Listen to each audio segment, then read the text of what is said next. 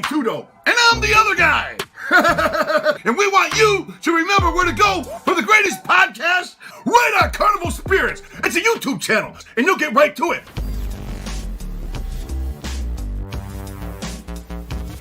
Hello, creeps. It's me, John Kassir, the voice of the Crypt Keeper. Sending a shout out to the BeastMaster and the Juggalo family at Spirits of the Dark Carnival. And you can find them dead or alive at Carnival Spirits. They're dying to see you there.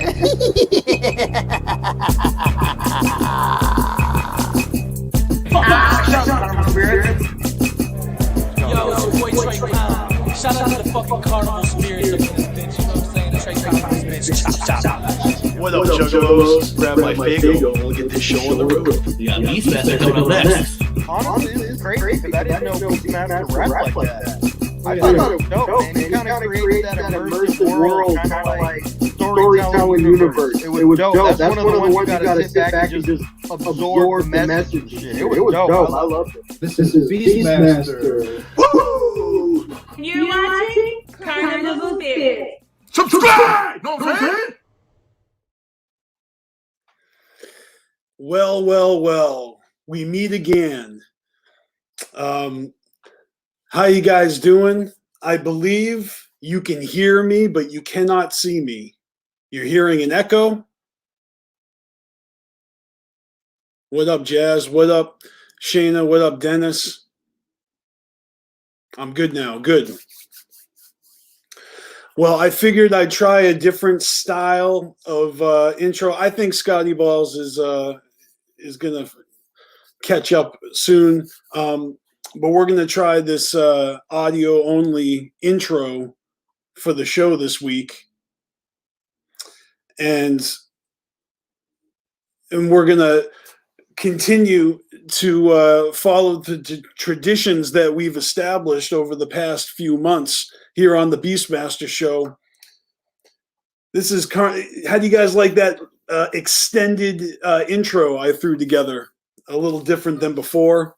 A couple different oh, okay, the video. Gotcha.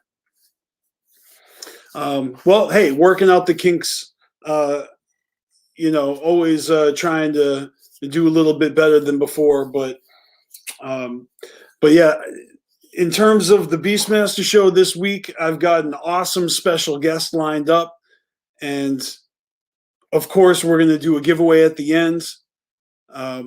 Before we get to that, I'm just going to take a minute to touch on a few things that I actually forgot to cover last week, and of course the normal opening information that you would come to find here on the BeastMaster show. So let's see. First, I guess we'll start with. We'll start with the link tree, and I'm just actually trying to figure out how I've set this up here.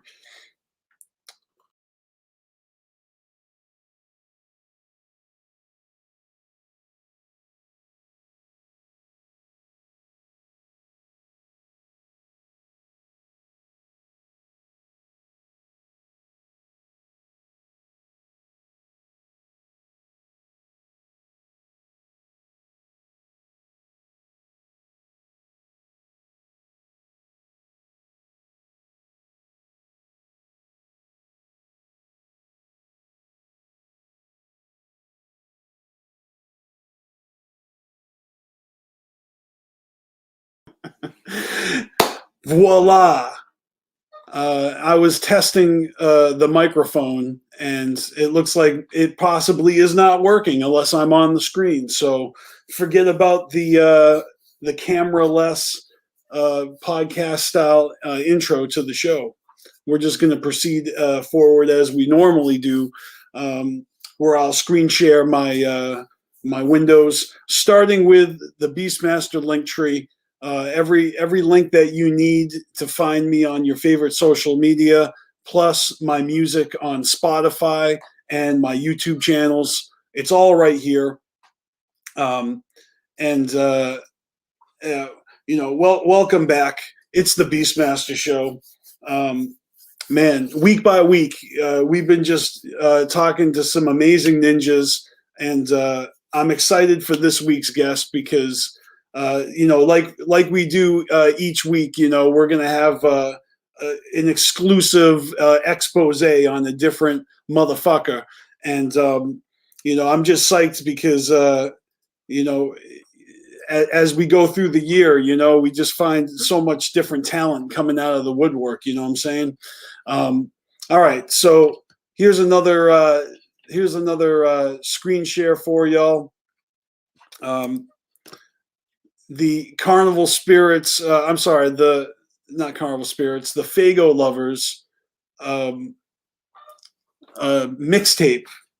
Well, I guess this is our Carnival Spirits. Sorry, I got it backwards. This is just for the mixtape track that I threw onto the playlist. But Carnival Spirits has its monthly playlist. You got to check that shit out on Spotify, and of course, Fago Lovers mixtape is now available on Spotify as well. I think I should share this in a different way that will allow me to jump around. Yeah, here we go. So from here, let's take a look at Fago Lovers Prepared for the Worst mixtape. All these dope artists: DJ Chunk, Shade with the Dark Half, Darby O'Trill and Scum, Jason Porter and Mars, V Sinister, Donnie Menace, Cody Manson, so much more. Track 9, Ghost Breath, featuring Maddie Cypher, Mastermind, and myself, BeastMaster. I'm super proud to be included in this mixtape. Shaggy the Airhead, Hyper Sniper, Mumra, and so many more. There's so many motherfuckers involved. It's truly an honor to be on that roster along with those guys. And then, of course, there is my music radar for the week right here, included in the description already. You guys can have a sneak peek. We're going to be covering this later in the show. Every episode of the BeastMaster Show is available in this playlist for you to go back on if you missed one. I always love you guys when you leave comments, especially in the live chat. It's truly been a fun roller coaster. So, and of course, my fellow Carnival Spirits crew member, Don Chaos, is doing his thing. This last week, a couple days ago, he had Wicked Intentions on the show. And next week, he's got JP the Hustler scheduled for the Hours of Chaos podcast. And so that's Grim Reality Entertainment, Beast Mode Warrior, representing LSP. JP the Hustler is coming to join Don Chaos on his show. Of course, last night, everybody knows that the prom night massacre went down. A lot of friends, homies attended. I saw a lot of great pics. Of course, Carnival Spirit's own Echo Side Fiend was in attendance, and he was sharing photos with us at Carnival Spirits for us to share on the channel, at least on our Instagram. So shout out to Scotty Balls and Echo Side Fiend for working together to bring some freshness to the Instagram. Here's a picture of the merch booth from last night. Here's another angle of it. Some dope shit hanging on the wall there. Here's a picture of, I guess, the stage before everything was about to pop off. And of course, Scotty Balls watched the stream, from home, from Patreon. April streaming, leaves mugs beaming. There's Jump Steady in a suit. We saw a lot of pictures of ninjas all dressed in suits, pretty fucking fresh. Who do we got here? Fucking the homies, Wicked Wood, opening for ICP at the Juggalo prom, at the prom night massacre show. Fucking big ups to Wicked Wood. Those are our fucking boys, and they are up there shining, literally. So that is just fucking dope. Let's see if there's another picture here. Oh, there is. Looks like there's a whole video clip with audio. Definitely go check that out on Carnival Spirits Instagram if you want to hear the audio. I'm not going to play the audio here and now because it'll get the whole show shut down. But that's fucking fresh. Hell yeah. Thank you to Ecoside Fiend for capturing this moment. And I see you guys in the chat right now. That's what's up. You guys look like you fucking killed it. Hell yeah. So what else do we got on the gram? There's Ecoside Fiend and Ivory, the lovely Ivory. They went to the prom together. Bless their hearts. I'm not going to scroll through everybody's photos, but you know, these are the ones that we were sharing on our account. Of course, Ecoside Fiend linking up with DC Fago guy and the great Meglinko. That's what's up. Project Born, Ouija Mac putting it down. And then there's Scotty D of Fago Lovers representing. Love that suit, Scotty. I like how he's unmistakably Fago Lovers with that fucking hat and that little pin. That fucking bling. That fucking flair. Juggalo flair right there. And then this is like the prom band that plays in between sets, I guess, for the prom night massacre show. Yeah, everybody who went looked like they had a fucking blast. Just all fucking decked out to the nines.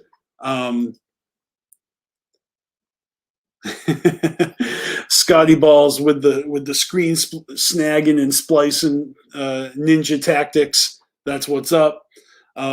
Yeah, shout out to Wicked Wood. That's fucking awesome. And I know that footage is out there for me because I'm a Patreon investor. You know, I got that coin coming my way, and whatever else I'm gonna get coming my way. And of course, I got to give a shout out to Ouija Mac for his new album Dirtbag that's out now. I know music, the radar and all that is coming later, but you know, Ouija Mac is putting it down for juggalos everywhere. This is a great fucking listen. Tom Wood killed it on the album art. Fucking devastating. This is definitely a fucking awesome fucking album by Ouija Mac. But we'll get to music later. What else can we talk about? Oh shit, I didn't even think. I'm not even prepared I was supposed to debut some artwork for y'all. And I didn't even have that shit ready. So I'm going to have to do that a little bit later, but that's okay.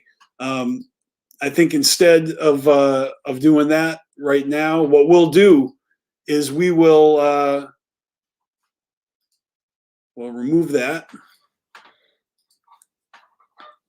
Let's see. Check. Yeah, I'll save that for later. All right. All right. I'd say we'll play one more short clip, and then we'll bring the special guest up on here for like 3:30. So want to give a shout out to Cali Green 2 Fresh, motherfucking Carnival Spirit OG, Fago Lovers affiliate, manager for Hecka Entertainment, Shade, and a whole bunch of motherfuckers over there on Team Hecka. And Cali Green just recently went live on the channel. If you guys watch that shit, you know how funny it is. It's fucking dope. He opens up a shit ton of mail. It's like I got the same amount of packages sitting here right now as he did waiting for him after going away for like a couple weeks. and he opened them all up in one fucking video, like less than 10 minutes. Where me, I'm milking my shit out for fucking months. I'm gonna open one package again, like I always do. There'll probably be another T-shirt because I want to wear these motherfuckers. You know, I'm kind of like I'm wearing the shirt I opened last week. It's that Dead Canvas. It's that Mr. Eight Legs fucking drop. I copped that, and it's been sitting patiently in the mail pile. But yeah, so shout out to Callie Green. I don't want to spill the beans, but you definitely got to watch the video he posted on Carnival Spirits and see hear from the horse's mouth everything he's been up to in the past couple of weeks, and see all the fresh merchandise that he got in his unboxing. But he did share with me an exclusive video, an exclusive unboxing to play on the show. And so we're going to do that. We're going to play an exclusive clip. This is just a short couple-minute clip. And it's Callie Green 2 Fresh doing a special unboxing for the show. Let's see what he has to say. What's up, you guys? Callie Green here. It's the BeastMasteR show, and we're repping that Real Freak merch right now, motherfuckers. But I got some mail. We're gonna open it up right here, right now.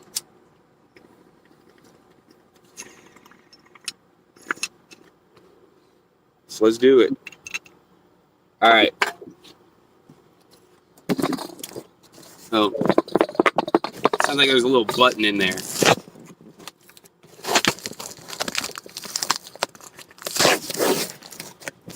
see what we got. Fuck yes. I've been waiting for this for months. First of all, that dope little greeper button. And since it's a greeper, you should already know. Oh shit. It's lazy and crazy. Drip as fuck right there. Tag. So yeah. Shout out to Lazy and Crazy. Shout out to Freak. Shout out to my boy BeastMasteR. It's the BeastMasteR show. You know what it is. Deuce, deuce, whoop, whoop. Hell yeah, that was dope as fuck. I was just clicking through comments coming through that I missed while I was playing that short clip from Callie Green. Thank you for your contribution. That was dope. Let's see. So I think what I'm going to do next is I'm going to pull up my Photoshop so that I can actually introduce our special guest and get that segment of the show underway. Yeah, as you know, the fucking talented Lakeland Lunacy decorating the BeastMasteR show and Carnival Spirits with dope logo designs and whatnot. He's actually got a new design for Scotty Balls and his new show. Let's Get a Game Going. And I've been given the green light to fucking share that with y'all. You know what I mean? So let me see if I can find. And I don't think I can because I don't think it's on my computer right now.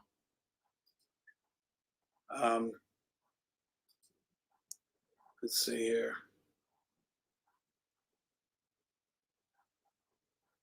Yeah, I'll tell you what, we'll do that a little bit later.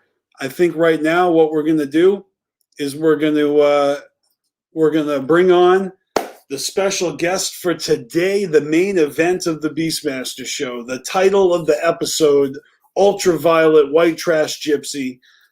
Today we've got a multi-talented motherfucker, a ninja who is rearing and ready to go, and none other than the one and only Dead Canvas affiliate, 8 Up artist, Mr. J Rock.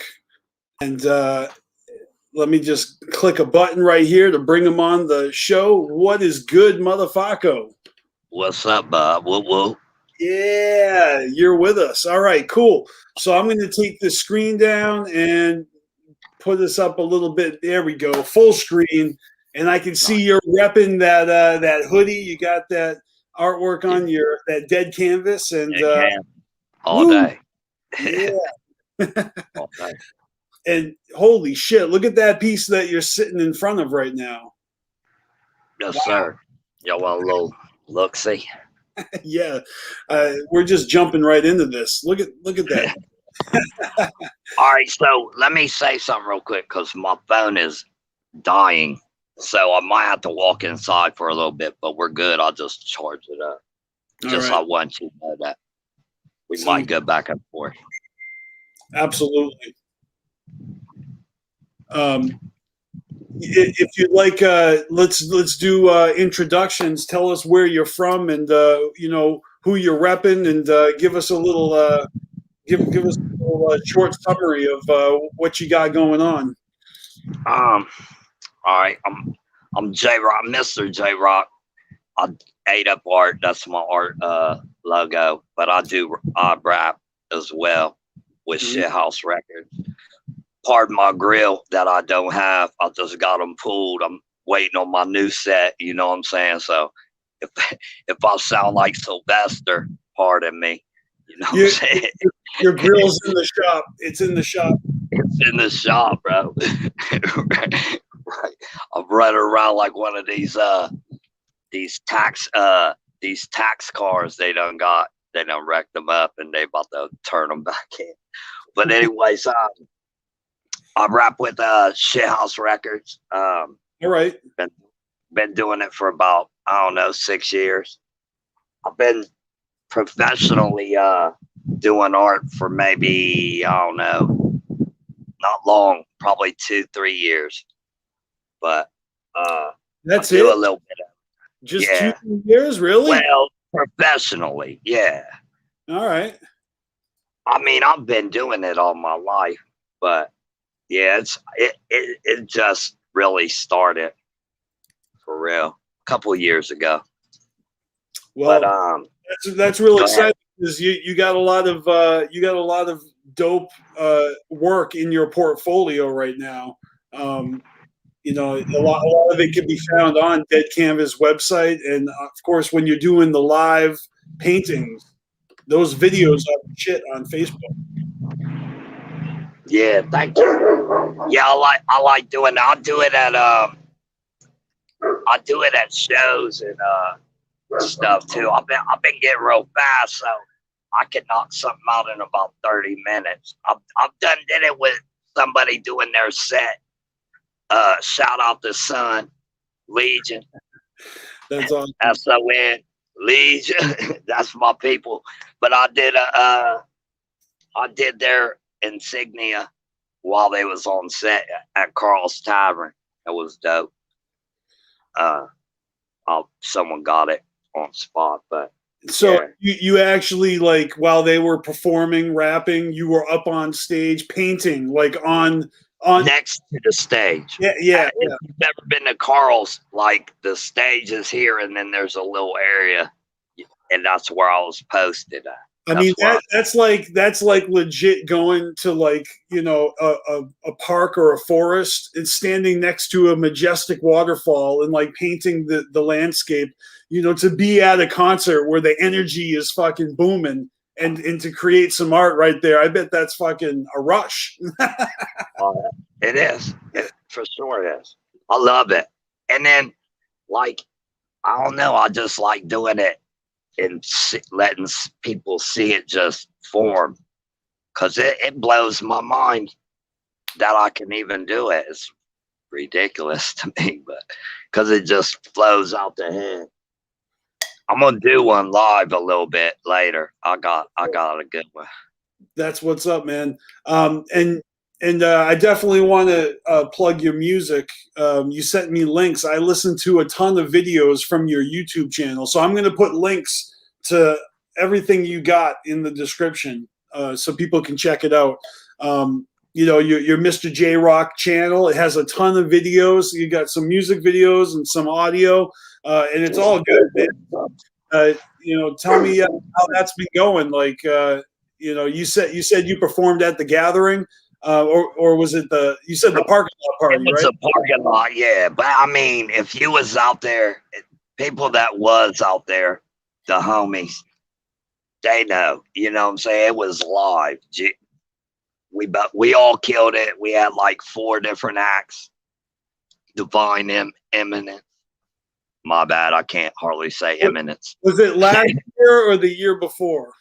It was. I mean, there wasn't one last year. Yeah, the last year. Okay, I didn't mean last year, but I meant the last one or the one before. Yeah, in Indiana, in the park. It was live.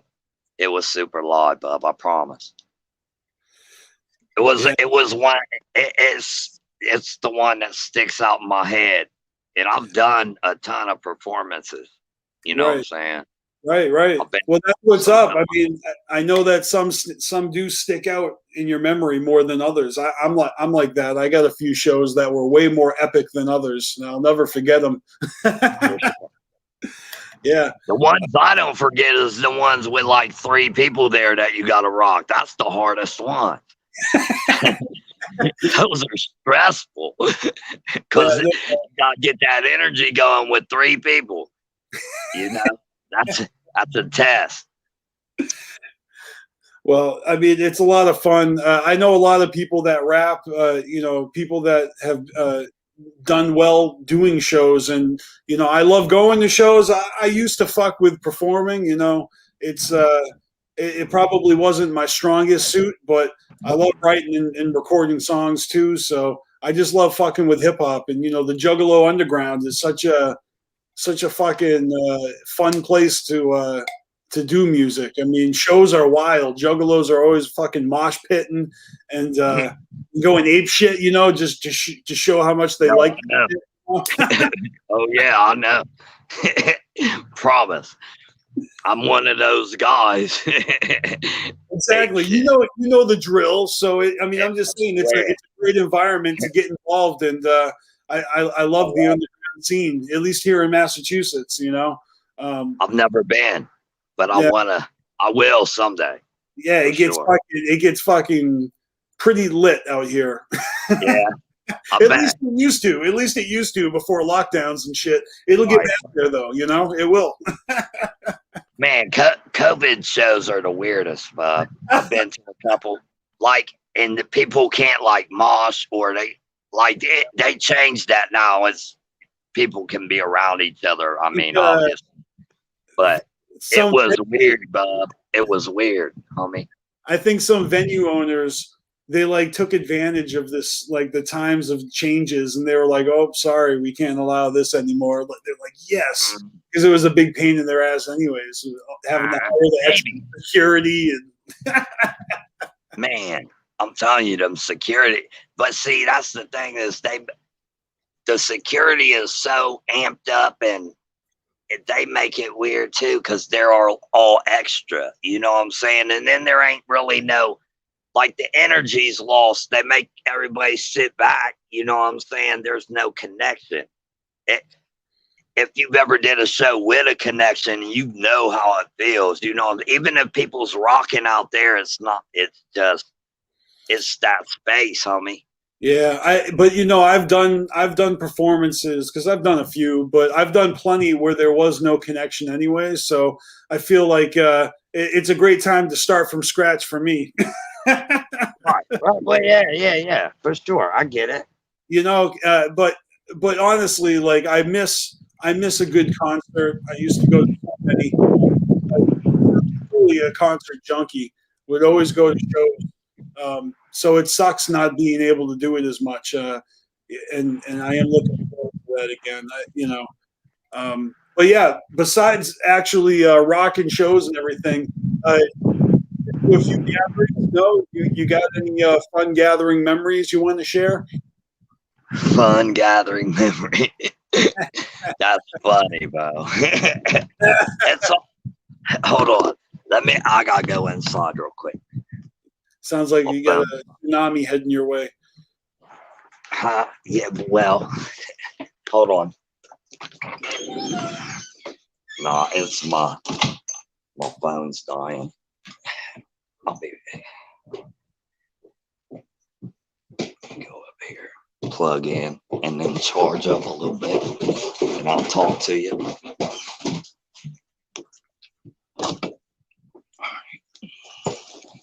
Take a smoke Thought break. I had enough juice. My bad, homie.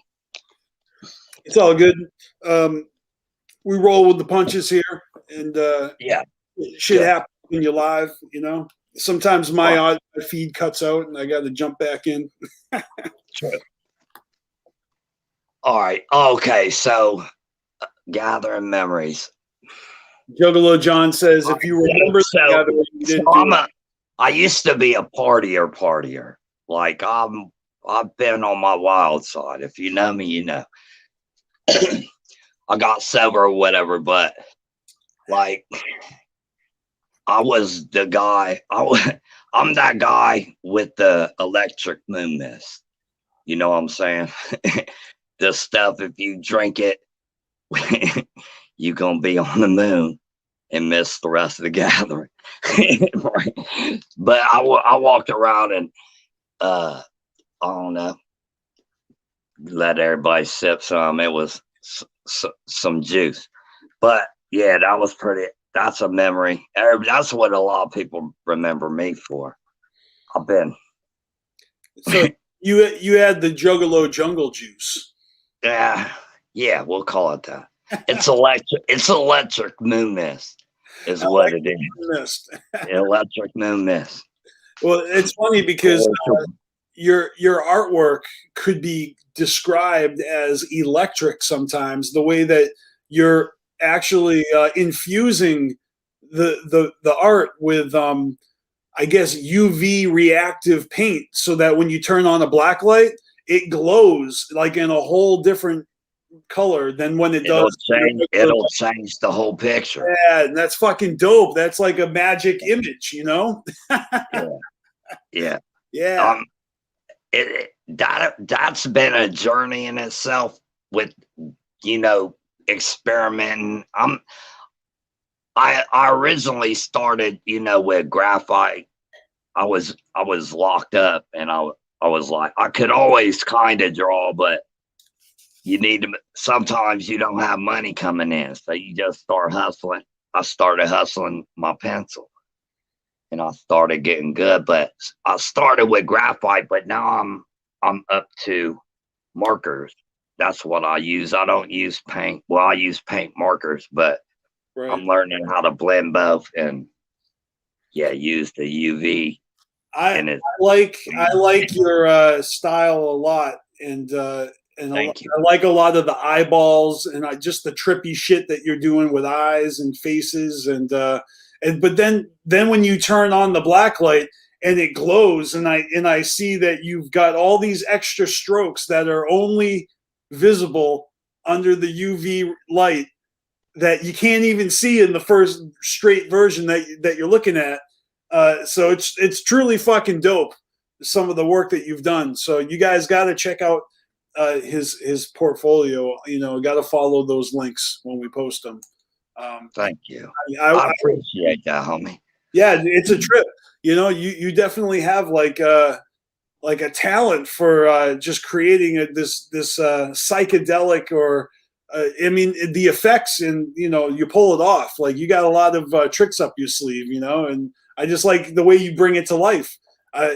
You know, you've been doing the live stream, so you're showing the actual process. You know, you're actually like letting people watch you create the work.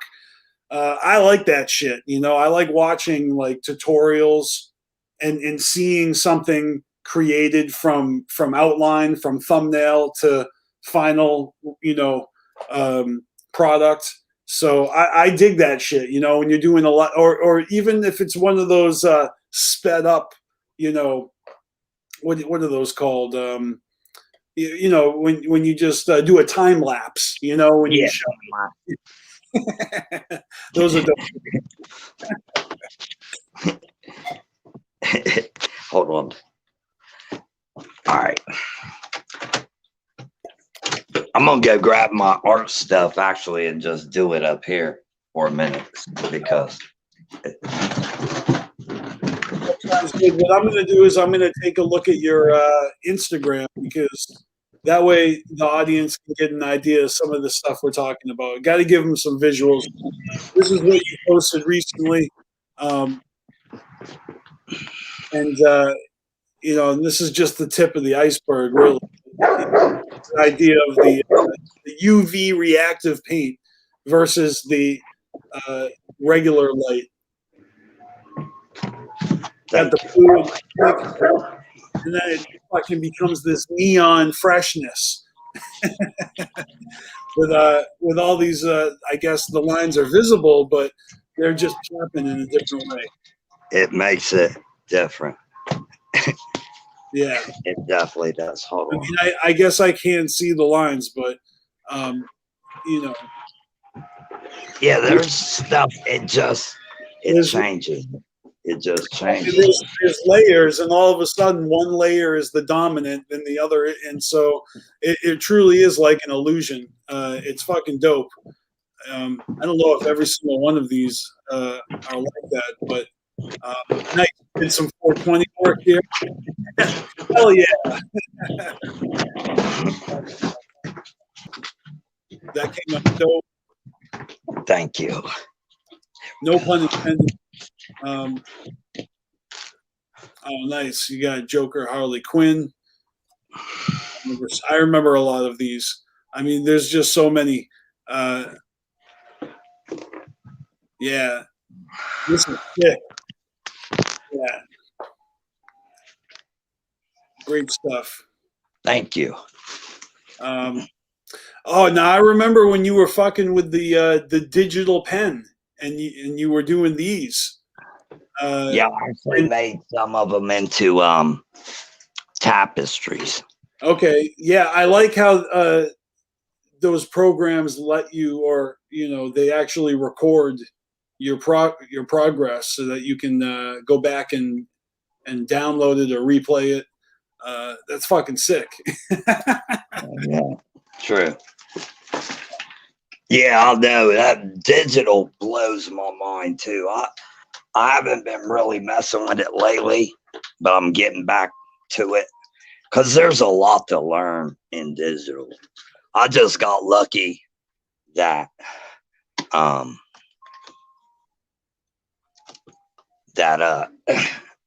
did well the first couple times I messed with it. They make it pretty easy though. Right.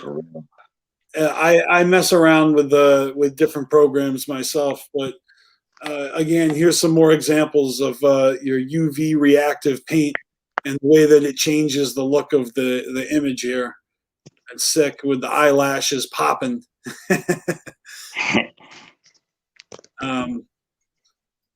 It enunciates it, I guess. Oh, damn. So this is tight because this is Groot from the movies. True. And you can just see like shit going on in his eyes. Yes. Hell yeah. This is a good one. Thank you, homie. All right. Oh, of course, got to check out the Violent J Funko Pop painting. It's fucking awesome. Shout out to Chesty, Scrub. Yeah. He's the one that actually did the actual Funko Pops. I seen them and I was like, man, I want to do those. Oh, nice. Okay. Yeah, he's the creator of their specialty. You know what I'm saying? They're his own creation. Hell yeah. Made from scratch. So. And then there's the UV light version, fucking all bloody. Looks like he's yeah. I mean, this is just great. More enunciated.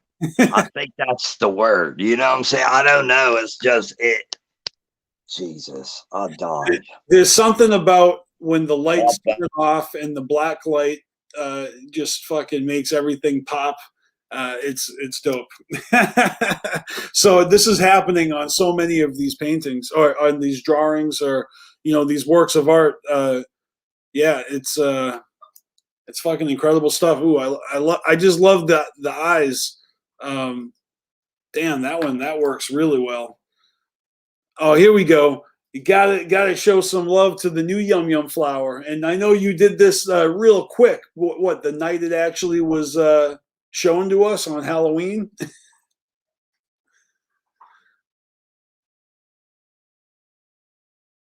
Let's see. It says November 1st, 2020. I don't know what time, but that is damn early. Looks like his connection cut out. He'll be right back, hopefully. But right now we're looking at 8 Up Arts, Yum Yum Flower, First Lady of the Second Deck. Yeah, this is sick. Look at this one. Holy shit. Yeah.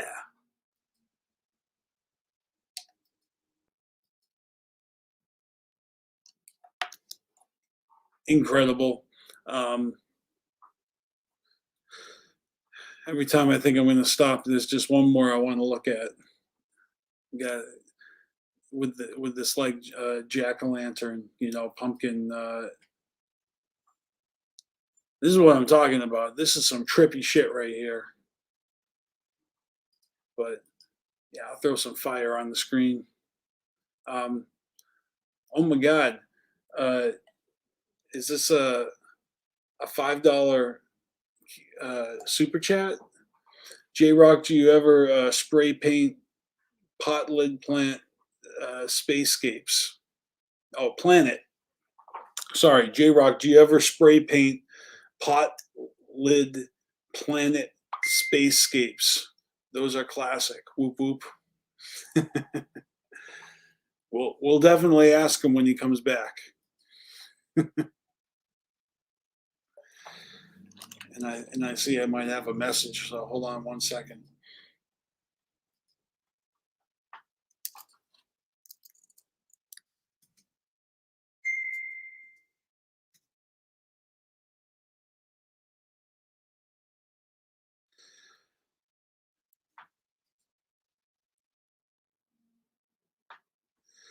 All right. So while we have a bit of a hiatus, I could continue to scroll down and take a look at some of his artwork for a second. And then we could jump to another segment of the show, give him a little bit of time to get reconnected. Oh, I think he's back already. What up? You're back already? Yeah, I got my charger's funny. It won't charge if I'm using the phone. So, gotcha. Well, we actually have a question, a comment, a question from the audience that I'm going to put on the screen for you. So the question is, A-Rock, do you ever do spray pot lid planet spacescapes? No, I haven't, but I've seen them. I like those. I know what they're talking about with they'll like spray paint like little plant, like little they'll even have just like little pieces that they go off of, and then it becomes a whole scene. They like burn it and all that. Yeah, I love that. I've never tried that yet. I'm going to eventually, for sure. I know what you're talking about too. I've seen some people do that style of artwork at the gathering and like decorate, pictures of hatchet men and stuff. Yeah, and it's visual too, because you're just watching it just form, and it's pretty fast with it normally. Yeah, absolutely. That's the magic of it too. You know what I'm saying? That's the thing about those planet spacescapes like that. It's dope. You just watch it happen, like, whoa. like no doubt, man. Now, would you be interested in looking at more of your work, maybe at deadcanvas.com, or do you have anything that you want to do for us in a sense as far as live paint drawing, or I'm trying to set something up now that I can do it because obviously I'm stuck inside. But because for real, this actually I could probably you can still like show them some of my stuff, but I'm trying to figure out how I'm gonna do this, but it's going to happen. You figure that out, and I'll do a couple of segments here. For sure. Thank you. Sorry about No, it's totally fine. And we'll come back and revisit your work again. So one of the things I wanted to talk about today is obviously ICP's got their 30 years of insanity. Reminiscing on all the years. This week was the Bizarre drop. Their Spotify playlist has been updated with some pretty dope shit. Let's see if I can find that.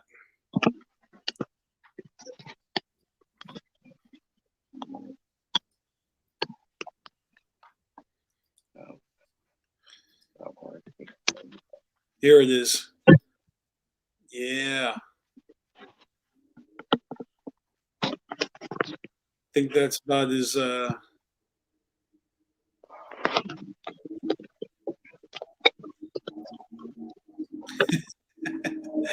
all right. This is ICP's 30 years of insanity. With the newest it's the same playlist they've been populating all year, going all the way back to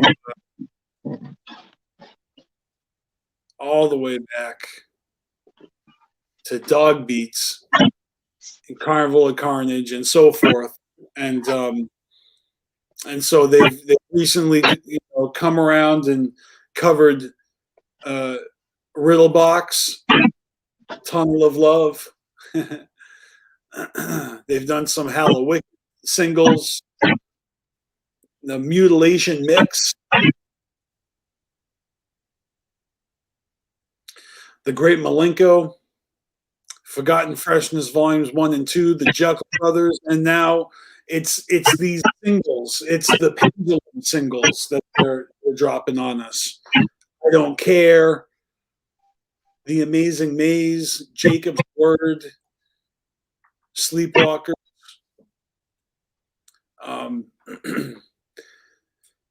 Yeah, I want to have an episode where I show and tell all of my ICP comics. That would be dope as fuck. Note to self. And I know Don Chaos has been holding it down, reading the Pendulum series. I don't even know if he's completed that or if that project was kind of put on the back burner.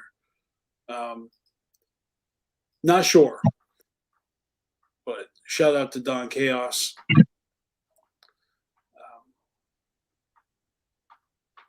So I did not pick up any Bizarre merch. I didn't do it. Let's see.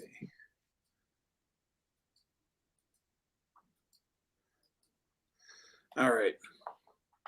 Let's see what I got. I could show the Scotty Ball artwork. Ooh, I know what I got to show off. All right.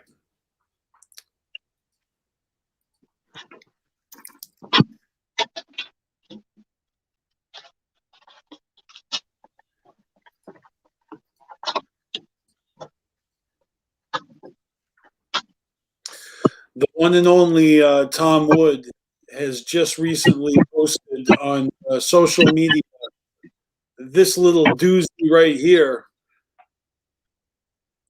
Just a little something he's working on. A little something that looks like the petal to a yum flower. Look at the purple tips of the leaf, the veiny, just the crazy detail in the veins of this, the hairpiece of our Yum Bedlam herself. I cannot wait to see this final image. This looks like a masterpiece. Oh man, it's so hard. Oh, here we go, J Rock. You got a nice little angle there. Let me give you a little bit bigger screen. Thank you. Let me see if I can also. That's good right there, I think. Oh yeah. Now here we go. I like this. Now you're picking up the big screen and we can see the work nice and close. Hell yeah.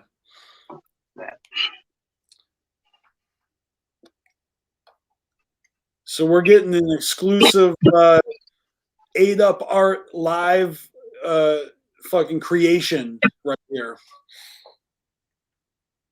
And this is the kind of thing you can find on Dead Canvas. Is it the group or the page? It's the group. Okay, the Dead Canvas group on Facebook. Yeah.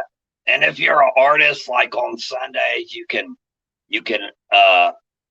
they got artist share, you know what I'm saying? Everybody can get their art out there and shown, whatever they want to do with it. You know what I'm saying? Just show it off. You can do that there.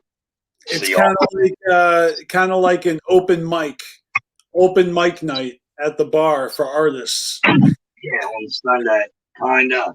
And there's some really good artists on there, bro. I know. I'm on there all the time looking at the stuff being shared in that group. I fucking love it. And I love the new additions to Dead Canvas. Oh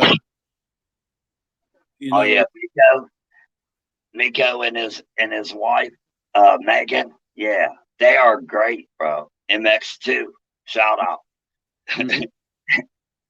They're great additions. I love Miko. Me and him's been really cool because he does UV art too. He's really good, dude. I look up to that dude kinda. He's got a sick thing going on. I appreciate it. Out there in Kansas City, I don't know if you've ever been, but I went out there and this artist friend of mine, Heather, she's a juggalo. She showed me the art district. We went on like a first Friday, and yeah, they have a great art thing going on out there. I haven't been, not to Kansas City. I did a show out there, and when I did that the White Trash Gypsy tour, that was part of my way. So yeah, since I made that the title of this episode, you got to explain. That was a tour that you did? Yeah, so I'm old school. I'll be 46. So when I was coming up, what you always seen and like when it was with musicians was people struggling, and then they just go on the road and hitchhike and go do it, go find a gig along the way and keep it moving. You know what I'm saying? And it was, I was trying to figure my life out and stuff, and I was going through some things, and I ended up in Michigan, and then I came up. Well, I had the idea before, but I was like, I'm gonna do it. I'm about to go on my own tour. You know what I'm saying? Freestyle. And so people helped me a lot along the way. You know what I'm saying? It took that to get me. I got all the way to Colorado, and along the way, I did shows and met some really good homies and all that. So did it old school style. We didn't have YouTube when I was a kid. You know what I'm saying? You had to get out and get it, bro. That's right. So I did that on 1350. That's what. So people definitely helped me along the way. It was like 3 months. It was a experience. It was the greatest, worst experience I've ever had. You know what I'm saying? It was some ups and downs for sure. For sure. But you got a lot of good content out there. There's a ton of fucking bangers on your channel. So I highly recommend to listen. If you guys go give Mr. J Rock a subscribe. Please and thank you. That'd be dope. Because I'm about to. I've been doing a lot of writing lately. I told you I sobered up. So when I just left Columbus. I went to Cleveland, and so while I was in Cleveland, I wrote a lot in rehab. You know what I'm saying? I went to rehab. I got my thing together as best I could. But yeah, I was doing a lot of art in there too. That was last year. But I did a lot of writing. So soon I'm gonna have I'm gonna have a new album drop. Hell yeah. Yeah. It's gonna be called The High Price of a Low Life. The High Price of a Low Life. I like it. Thank you.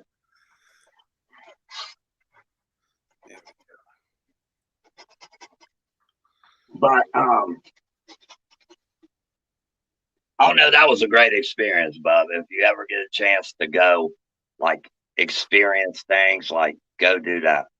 Like, however it works.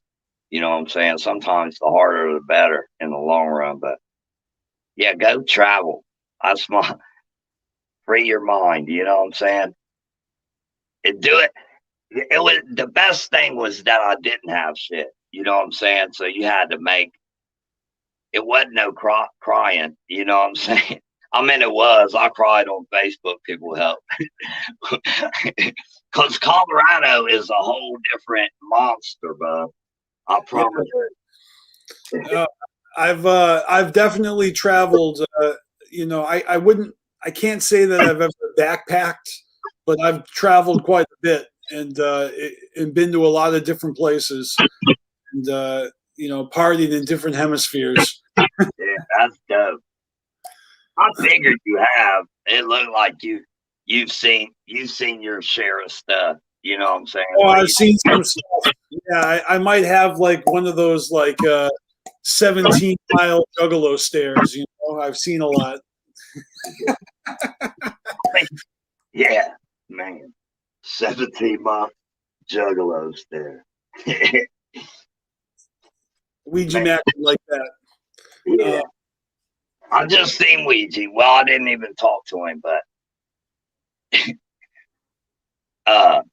yeah, he was at because I ended up at prom because my girlfriend was part of it. She was a contestant, so I was up there to watch her. And Ouija hair is like toxic, ain't it? It's like glowing damn near. You ain't. I don't know if you've seen it like in person or even in pictures, man. That stuff's so yellow. Shout out to this hairdresser because she got that yellow on point. It's glowing. Last night in the live feed when they had the black light on it, it looked like he was like nuclear waste or something. He was bubbling. I'm gonna do that. I'm gonna make my interpretation of what I seen because his hair was crazy last night. You have to. I've actually did my own interpretation of him before. I started it live at Buried a Living like a few years ago. It was him and Damian Quinn and them, everybody, and then GLK performed. out the chaos. Right on. But I started one live because I did a Geno Colts shit live. That was like one of the first shows I ever did live art at, trying it out.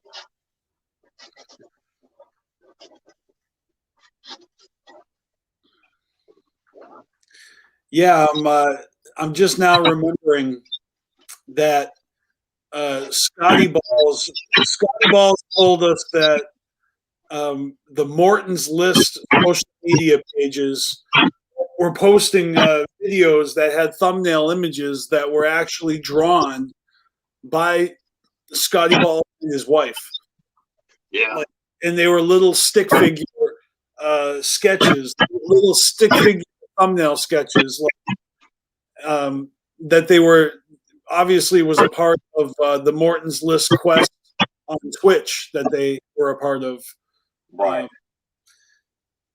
So shout out to Scotty Balls. Shout out to Morton's List for having a comeback, in a digital realm. I'm digging this live art that we're witnessing here, and it's becoming clear that we're looking at.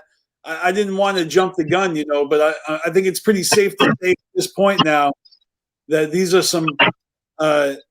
Well, obviously they're two frying pans, right? With eggs in the middle, in the yolk. True. That's exactly what it is. How'd you even get it? You're good, bro. Oh, you're putting the bacon on there now. Bacon. Everything is could be cups of coffee. You never know. No, wait a minute. Are those croissants? Croissant. No, this is tight.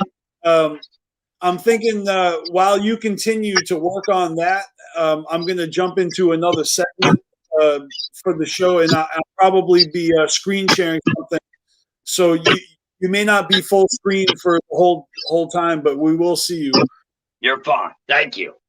And we got your eye on your work. We're tracking your progress. That's how this works. We're getting this live show, but we're going to multitask.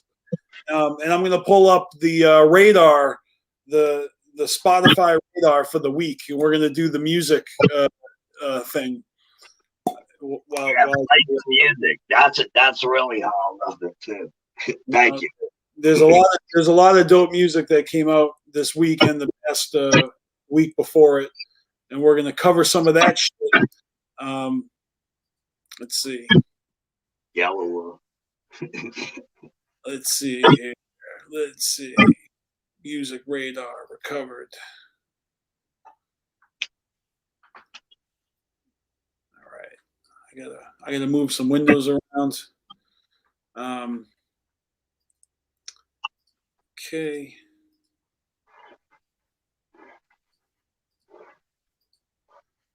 All right. So we've got a radar.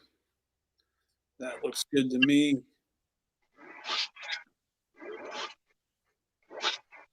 Now, this actually is pretty good. If you guys can still hear me, this actually might work.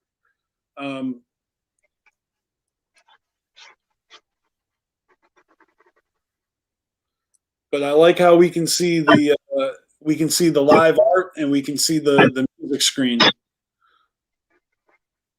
Hell yeah, let's go. All right.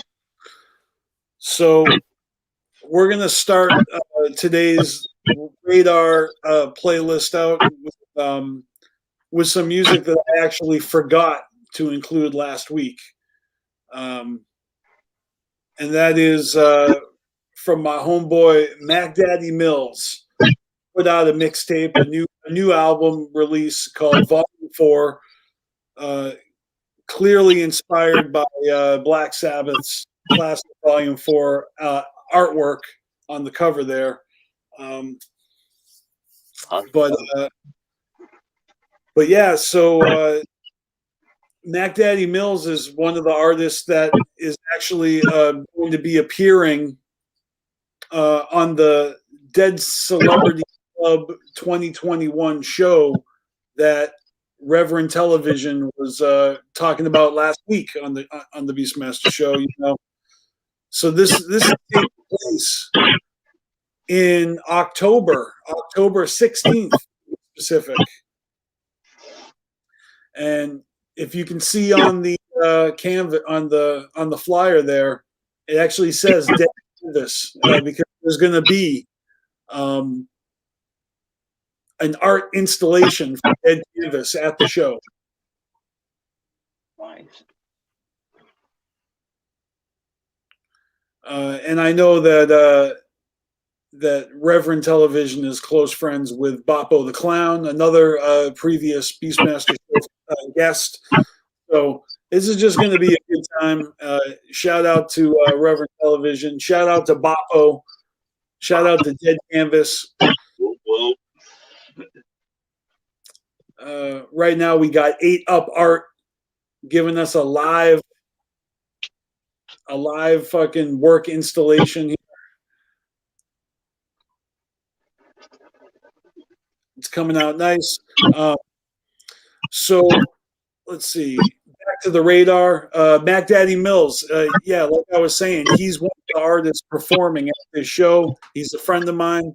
I'll probably end up having him on the BeastMaster show if I can in the near future. You know, leading up to that performance, it'd be great to talk to him. But yeah, this is a fucking dope ass album right here. Reverend Television even has like a drop. You know, he does like a feature, like a short drop in the middle of the album. A lot of fucking tight tracks. He's got like some bonus material at the end of it. One of it being, you know, this sampler, like a sneak peek of his next album called Shroom, with producer Jack Progresso.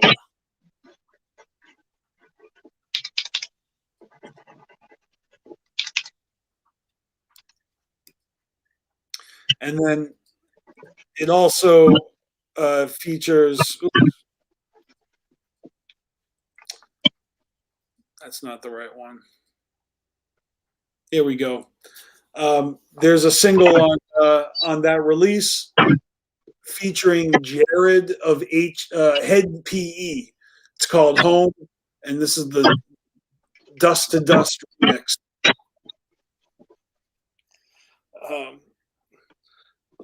I'm a fan of Head PE. I know Cali Green 2 Fresh is Jared of Head PE and Mac Daddy Mills. And again, this is all on the Volume 4 release. Just came out. So we have, you know, this new Shroom release to look forward to.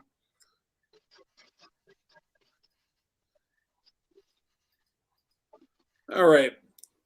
And of course, Ouija Mac with his DIRTBAG album finally out. I love it. It's really fucking dope. A lot of dope production.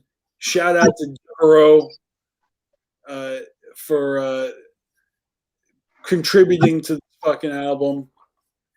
Shout out to Tom Wood for creating the album artwork and killing it.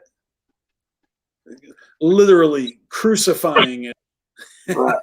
And right. That artwork made some waves too. That was great. Woo! I'm just feeling it, like the whole vibe, and I just couldn't be more excited to see that new Yum flower. But still, like this right here, this right here is fucking powerful. And I'll be honest, I like the music that accompanies this artwork. It's a dope album. It's a good listen. I haven't heard all of it yet. There's some stuff I've heard that I like. I haven't got a chance to sit down and listen to the whole thing. Yeah, he's released a handful of singles already off of this, but the full album, beginning to end, is a good fucking. It's a solid release. So it's a good read. Yeah, it's a good listen, man. And I don't know if DIRTBAG is a part of the whole Element gimmick that he's got going on with the gutter water and the wasteland. I know he's got like other elements he's got to fulfill. So it feels like DIRTBAG is part of the dirt element, you know? I mean, I'm not quite as versed in the Gary way as my homies are. You know, shout out to Don Chaos, who's way more into this than I am. But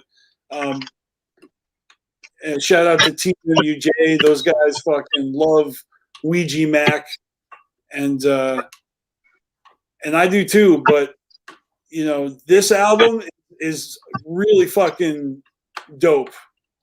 Maybe doper than some of his other stuff. Yeah, he's at the top of his game, I might say. But then again, styles are always changing. He's always dropping different stuff. This is just a really nice offering. So you guys got to check it out. I trust you. I'll listen. Fucking DIRTBAG is available now. All right, next. I guess I'm doing full album releases. Like this one technically was available last week, but Cottonmouth Kings 25 to Life, the album. And it's funny because if you just listen to the intro to this album is got this soundbite of all the critics, all the fans complaining about Cottonmouth Kings. It's not really the full group and blah blah blah. They've fallen off. It's just super funny the way that he addresses it head on. Of course, I'm talking about D-Loc, who is the only original Cottonmouth King member still holding the brand together. And you know, Cali Green, he's the head of California Cottonmouth King street team. So he's got a lot on his plate. But he recently did a full interview with D-Loc for Fago Lovers. That was a good listen. And honestly, this is a good album. I enjoyed it. Like, maybe I'm not so much into the punk stuff that I know that Cali loves, but there's a bunch of songs on that are hip hop. There's a bunch of them that are straight up punk music. Like punk. I like it too. It's not bad. It's not my favorite, but right. I will listen to it every day. Yeah. I don't know, man. It's like I'm just trying to put myself in D-Loc shoes. You know, if I used to rap with all my homies back in the day and everyone else doesn't want to fuck with me no more, I would go and make an album like this and be proud of myself. Like, this is a dope album. I'm going to be honest. D-Loc would be proud of this one. I opened for them at Harpo's in Detroit. That was dope. You know, it depends on which year, because sometimes Cottonmouth Kings is like DIRTBAG. Sometimes it's Pakalika. Sometimes it's Daddy X. Yeah, it was dope though.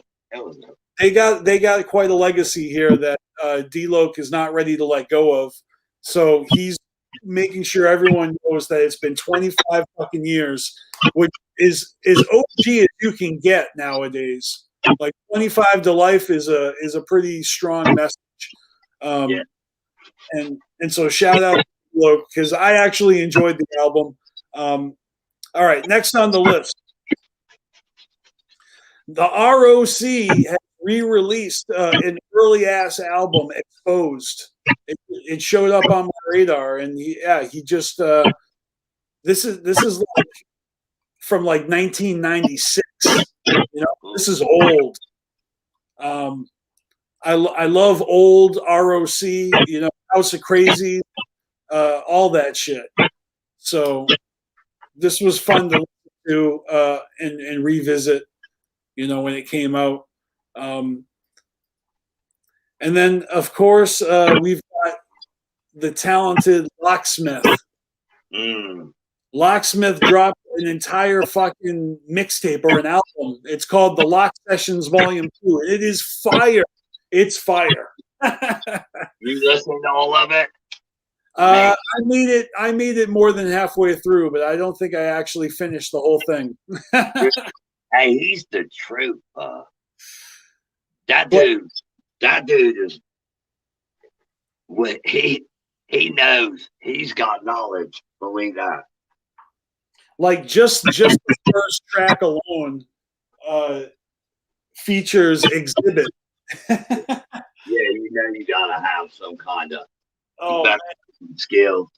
He's got a song on here with Atmosphere, and who else? Echo. Yeah, but it's tight.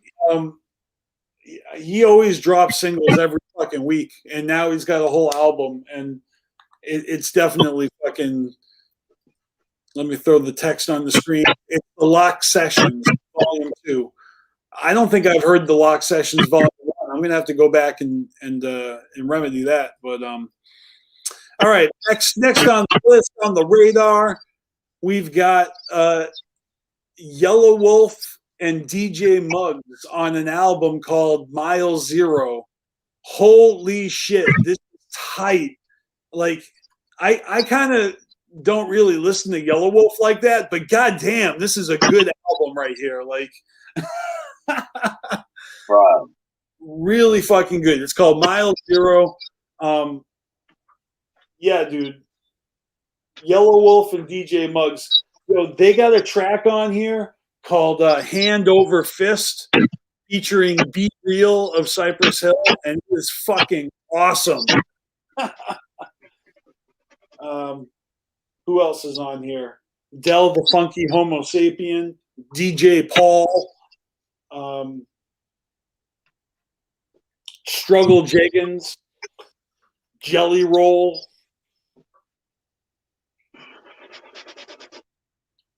Yeah, that song is fire, bub. Dude, the song with Jelly Roll and Struggle, it's fire. I just listened to it yesterday. That is fire, bub. It's like the old Jelly Roll. Like I've been listening to Jelly and stuff for a long time, and yeah, he killed it. Him and Struggle, bub. It's a good song. Dude, he's even got a song with Kasky on here that is dope. He's got a whole album with a Kasky. Right on. Right on. Yeah. Well, that makes sense then. Hell yeah. All right. Damn, that image is coming along nicely. We're gonna keep this moving. And next on the list, this is the last like album. It's not even really an album. What it is, it's a new fucking remix for a song that I've already covered a remix of.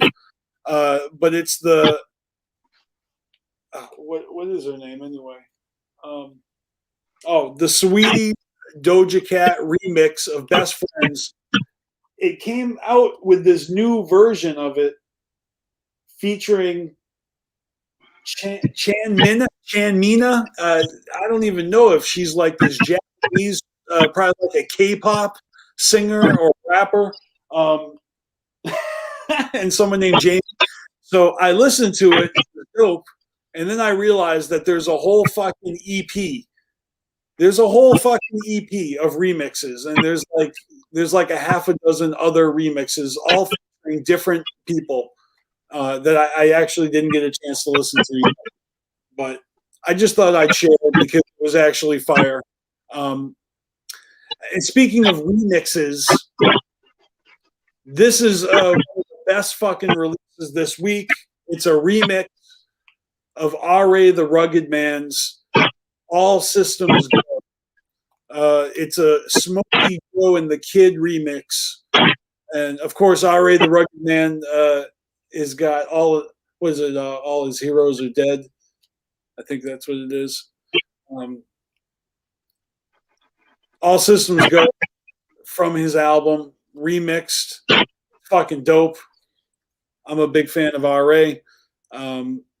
Yeah, this remix definitely bumps. The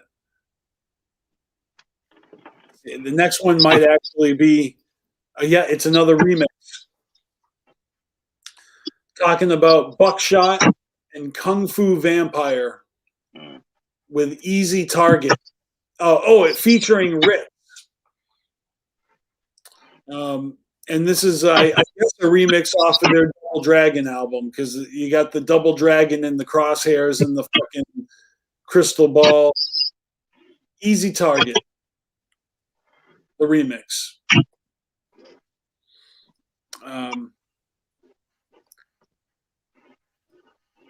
I don't know if I didn't put that up there. So Buckshot and Kung Fu Vampire got themselves the remix. Next, I think this might be because it's a remix. Megan Thee Stallion and Little Baby with On Me, the remix. I don't even know if I heard the original version of this, but I thought it was worth noting because Little Baby actually shows up twice on my list. He's got a song with Joyner Lucas called Ramen and OJ. My favorite. Ramen and OJ. And yeah, this is a dope track. It's pure hip hop. And then we've got new DJ Paul with Who You Foolin'. This song's dope. It's not just some short. This is like a nice, 5-minute long fucking banger from DJ Paul. I like it. And then we got new Atmosphere Slug from Atmosphere, Collie Buds, Felt, and Murs. As you can see, it's well, it looks like Atmosphere and Murs are in parentheses on the image, and maybe Felt is the name. Did they make a group? Is Felt like a super group of Atmosphere and Murs? I have no idea personally. That's what this is making me feel like, but I see it. The song's called HBD. It's a dope song. I'm a fan of both these dudes, and I'm assuming that Cooley Buds is the producer. Yeah. So this is a really good track. I highly recommend it. But of course, it wouldn't be every Saturday afternoon without a fucking new song from Echo. Echo always dropping new music every week. And then, of course, Jaron Benton also dropping music every fucking week. This week they dropped a song together. I think the other week Echo had a song with Locksmith, and Jaron Benton had a song with Locksmith. These guys are all working with each other. They're all rotating. They're all taking turns, networking. I love it. What Do You Do is the name of the with Kato, I bet you. Kato, man, that dude works, bro. No doubt. I like this song a lot. I'm a fan of Echo and Jaron Benton. They both kill it on this track, and I love the album art, or the image for the skull there, the snake. Fucking dope. Yeah, that's dope. All right, next, another favorite of mine, a Boston legend, Ed O.G. has got this track with Insight Innovates called It Takes Progress. It's fucking fire. I gotta listen to that. I always tell people to check out Ed O.G. because man, I came up on Ed O.G. yeah, man. I mean, I'm just saying he still puts in work. He's been dropping new shit all year. I'm over here blown away. I'm gonna listen to it later on. I really like the little EP he dropped the other week. But yeah, this is another dope song by him. Next, this track, this is like probably the most woke song on the list tonight. It's Mike G, K Rhino, and Triple O, and the song's called Abusing Power. And this song is so woke. It's got like, you know, media sound bites of all this stuff, like George Floyd and you know, Jerry Epstein and Trump, and you know, Sharon Clinton, just the pandemic and the war. It's just a very topical track, I guess. But definitely check it out. You know. Then here we got a fucking a single that features Tony Moxberg, Jadakiss, and Benny the Butcher, and Sheik Lout. It's called Love, and it's definitely a banger. I liked it a lot.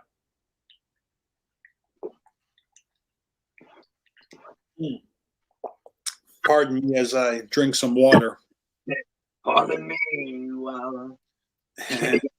All right, here we go. This track from Action Paxton and Kung Fu Vampire coming through with the second song on the radar this week. He's got his track with Buckshot remix, but he also has this fucking collab called 5 a.m.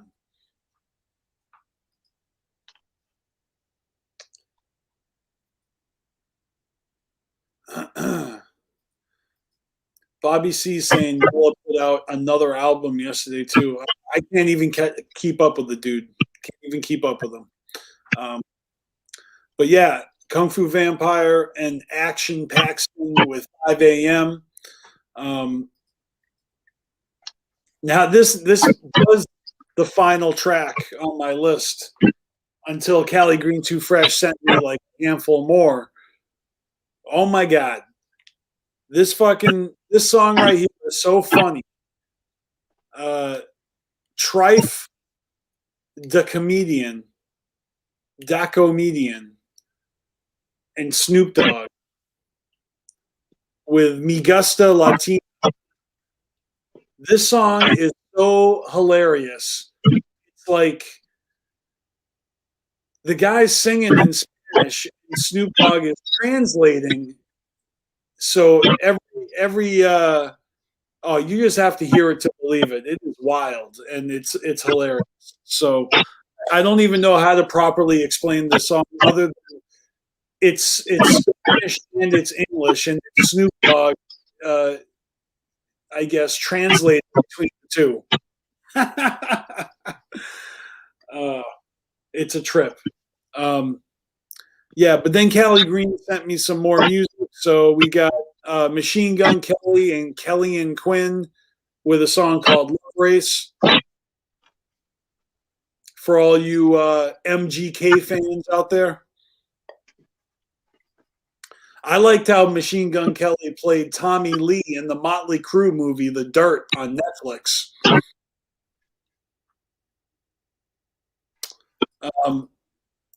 And then we got this track by Denny Strickland and Juicy J called I Got the Sauce. And this is super funny because, I mean, obviously it's got this cowboy riding a horse. And he's also got this guy with his cell phone and his race car. And they look like they're at the foot of, like, I don't even know, some majestic palace. It's just a great combination, these two. You know, it's Juicy J of the 3 6 Mafia and he's collaborating with a cowboy. So that's interesting. All right, and then we got the Gorillas. They got this song "Humans." The Gorillas 20 mix. I feel like this is like just a sampler or something, because it's not even like one song. It's like a whole bunch of different songs all put together like a fucking sampler. And maybe it's celebrating 20 years of an album or something.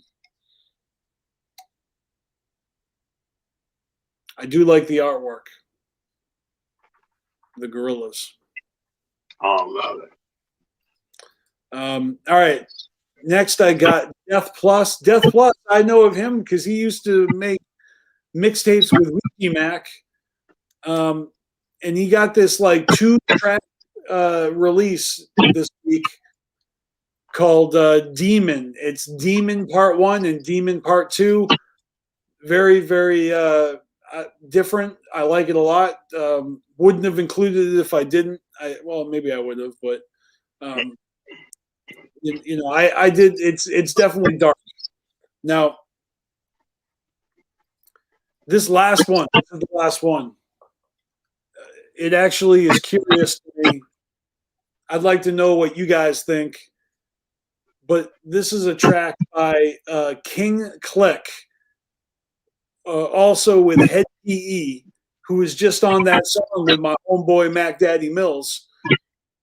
Now it's also got Mad Child and Johnny Richter, Obnoxious, and Chucky Chuck. And the song is called I Want It All.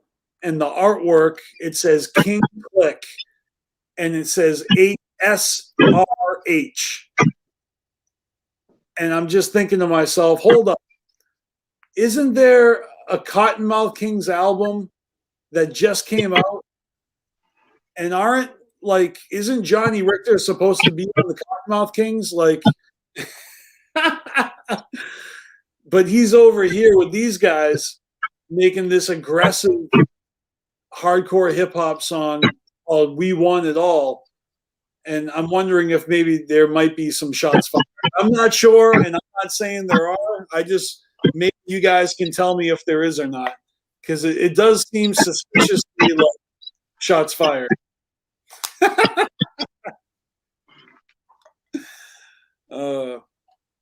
It's hip hop, you know. So It's hip hop. It's hip hop, so it could be anything. It could be just a coincidence.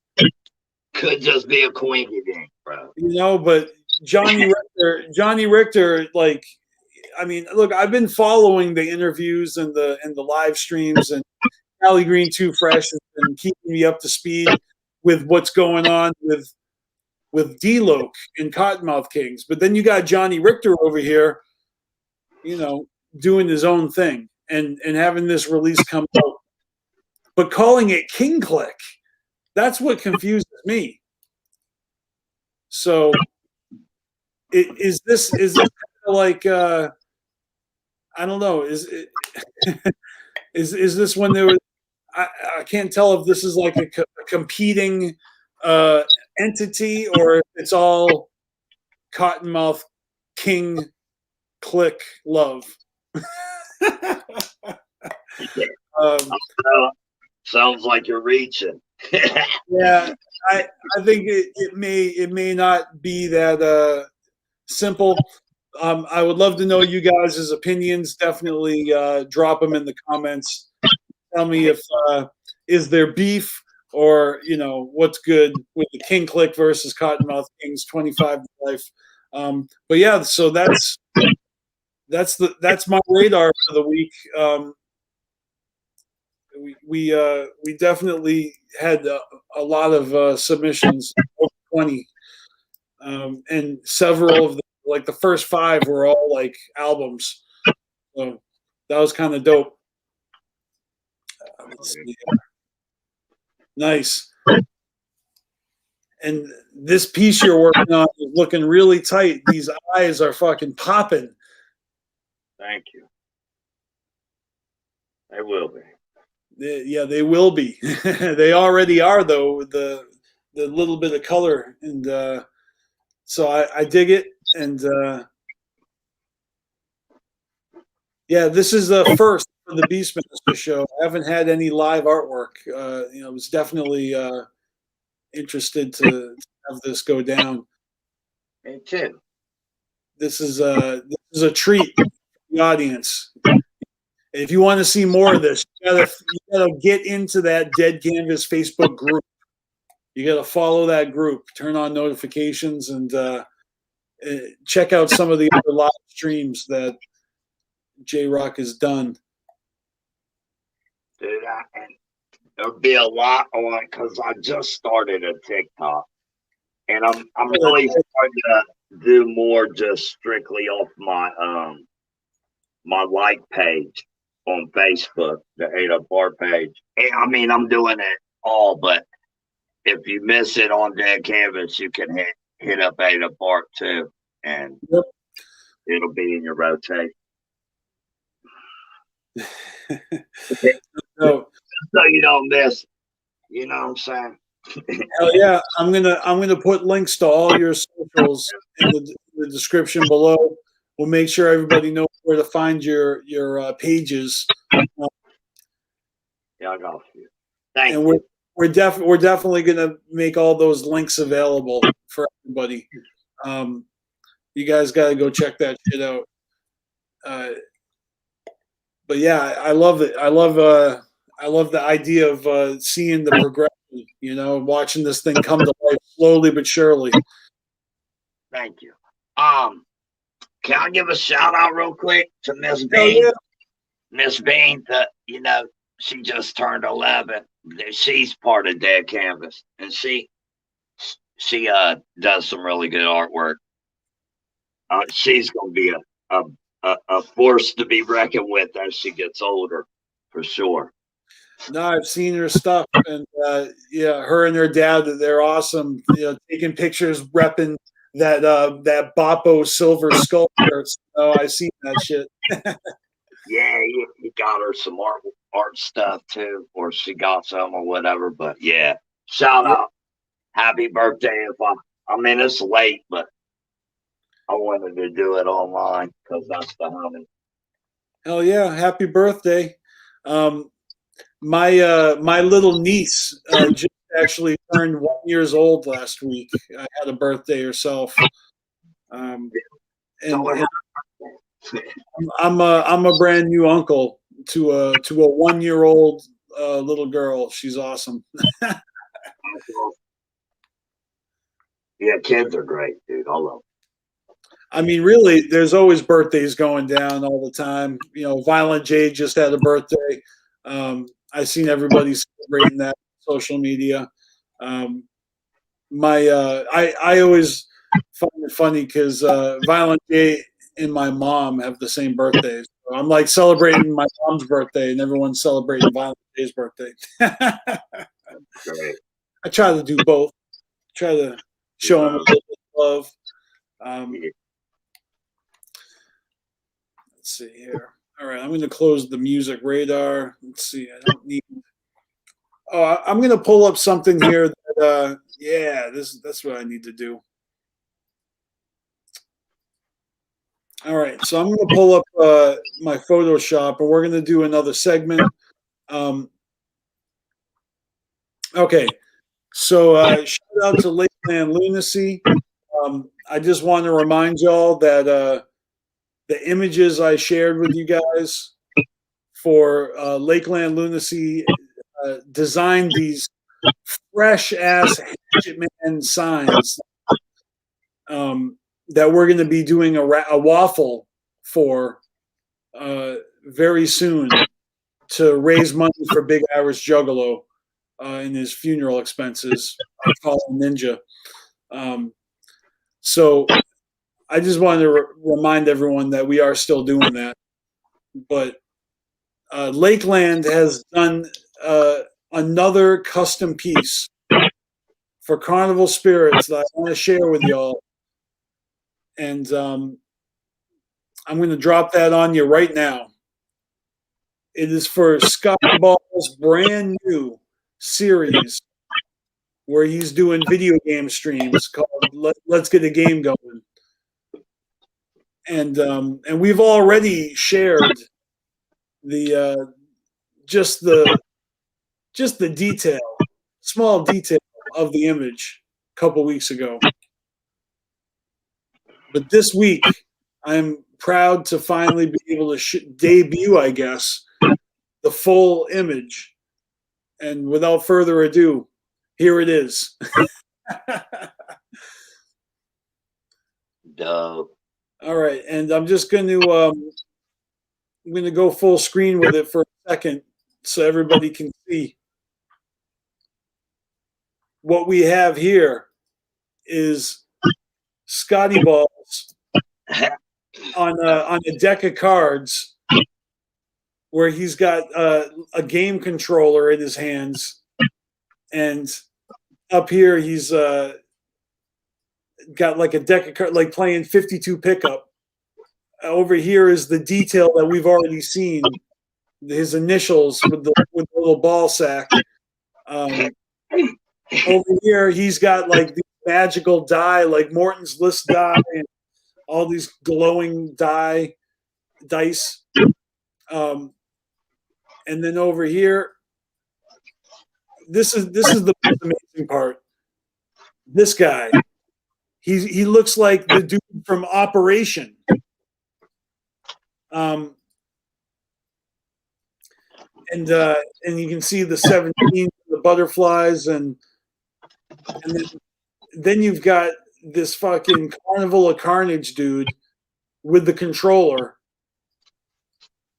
and of course in the 3D effects that Lakeland does, he's got the riddle box, and he's got Hatchet Man gobbling up little Faygo bottles like Pac-Man eats ghosts.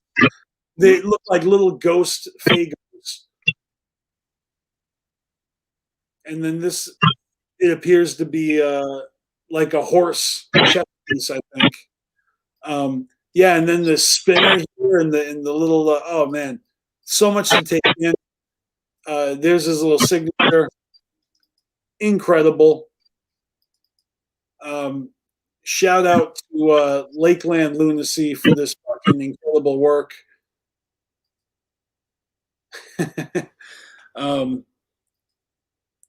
There we go. Back on full screen for J-Rock. Yeah, I had to show this off. And, that was dope. I like it. Yeah, it's just fucking. He's such a talented dude. Fucking love his work. He's always going above and beyond for us, and this is just incredible. So stay tuned for episodes of Scotty Ball on Carnival Spirits, and you'll be seeing this logo every time we need to promote new episodes of that shit. And it's funny because last week I actually forgot to bring something else up. It was in the title of the episode and everything, but I forgot to talk about Steve Urkel from Family Matters and how he's selling weed now called Purple Urkel. And I even seen a picture of Urkel and Snoop Dogg posing together promoting the Purple Urkel. Oh, too fucking funny. Let me see here. Yeah, so I felt bad after I was done doing last week's episode. Of course, last week was the 420 episode, and I forgot to bring up Purple Urkel because I got too high, I think.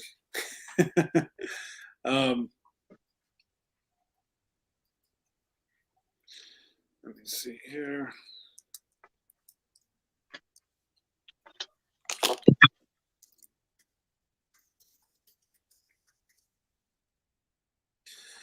Yeah, so again, Purple Urkel, a new strain of weed, promoted by Steve Urkel from Family Family Matters, excuse me. In this picture, I don't even know if this is real, but it's fucking hilarious. Yeah, I would definitely like to try some of that purple Urkel. You ain't never had purple Urkel, Bob? No, I've never had, well, I can't say never, but I don't think so. Right now, I'm actually smoking on Pineapple Express. That's just like the movie. Just like the movie. Yeah, I've tried it before. It's pretty good. It was pretty good. I don't smoke no more, but it was pretty good. Well, last week, I just broke a 6-year dry spell for 420. Did I say years? I'm full of shit. 6 months. See, I'm full of shit. Well, at least you admit it. Hell yeah. Yeah, I just quit again, but I definitely have fun on 420. I was like right at the end of my run with Pop.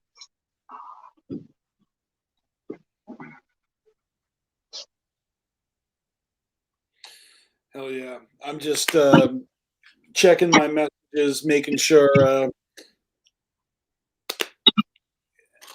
I'm getting fucking all this dope information, though, that I can't speak on just yet, but I'm excited. Some fucking exciting things are happening. Hell yeah. Look at this. I see a lot more shadow and dimension here. This is fucking dope.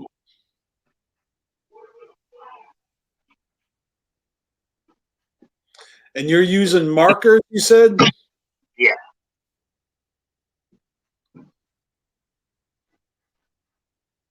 Mostly just regular alcohol markers, but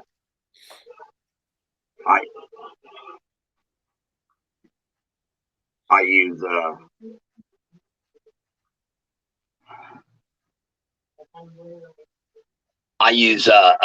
paint markers too. Those so I can get some good shade, because alcohol it takes a minute to. I mean, this is a 22 by 28 canvas, so it takes a lot to cover. Right.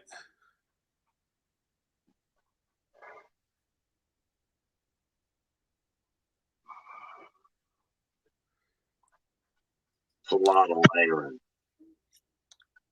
I see this comment. Shayna Ninja at 665 says Olympia Dukakis passed away today at 89 years old. Rest in peace. I do remember her from Stealing Magnolias and a ton of other movies. Yeah, 89 is old. She was a good actress too. She's in a lot of I think I remember her most from honestly, Who's Talking, with John Travolta, with the talking baby. I'm pretty sure she was like the grandmother, maybe not John Travolta's mother, but Christy Alley's mother, right. The grandmother of the baby. But then I digress. That's bad. I hate to hear bad news. A lot of people dying lately. Fucking universe is cruel. Yeah. Olympia Dukakis was in a lot of fucking movies. A lot of movies over the years. I'm gonna have to check and see how many of my own on my in my digital collection. Yeah, for some reason I wasn't able to stream on Twitch today because it took issue with the title of the video. I don't know. I don't know. I don't know if it's the white trash. Either that or maybe the prom night massacre being in there. Yeah. Could have been a little both. There like too many hot button words in this fucking title. Hot button. That's what I'm gonna start saying that. Like, yeah, I'll touch your hot button. All day. All right, let's see here.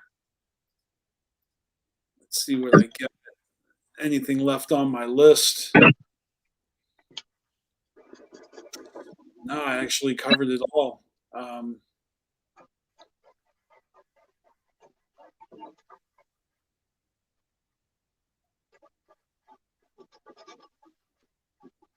Now that I think about it, I did have another clip, but I don't know if I played it or not. That's horrible. You guys tell me. Did we watch before I brought J-Rock on the show? Did we watch a suicide video? Chaos, you just got out of work, so you probably don't know. Yeah, Suicide made a video for 420 on Instagram. It was like a Instagram story video or whatever. Maybe it was an IGTV thing. Did we watch that in the beginning of my show? I don't think you did, bro. You don't think so? I don't think so either, but I wouldn't want to play it twice. And by mistake. That would be fun to watch because it's hilarious. And suicide is. Yeah, we got to watch that shit. We're gonna watch that.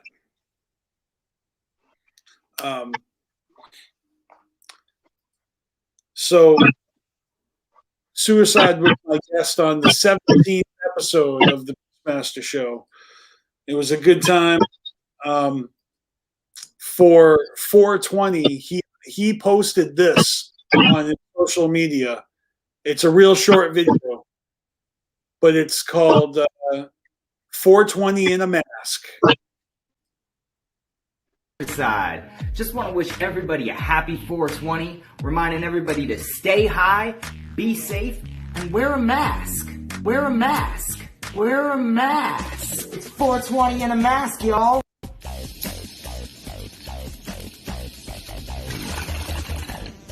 $420 in a mask, y'all. $420 in a mask. Hey, let me hit that joint. No, it's all cool, man. I got a mask. $420 in a mask. Yeah, man, I used to smoke weed all the time. Still do. $420 in a mask.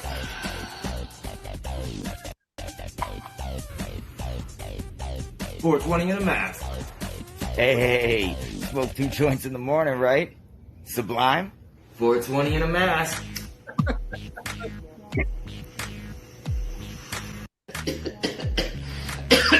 Stay safe.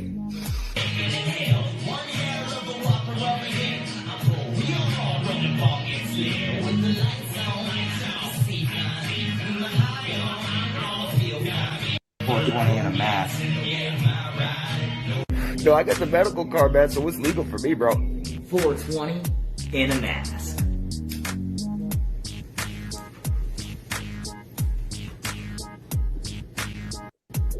You no, you good? It looks like you staying safe. You did a lot of 420 in a mask. 420 in a mask. He just keeps smoking. Stay safe. Hey, thanks for smoking, dog. Be safe. Wear a mask. Happy 420, everybody. Oh, and then here he drinks his bong water through the mask. What the fuck did I just watch?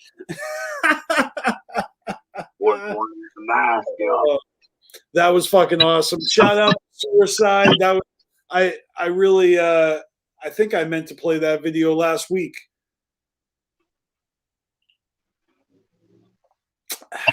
And I didn't. So that was a treat.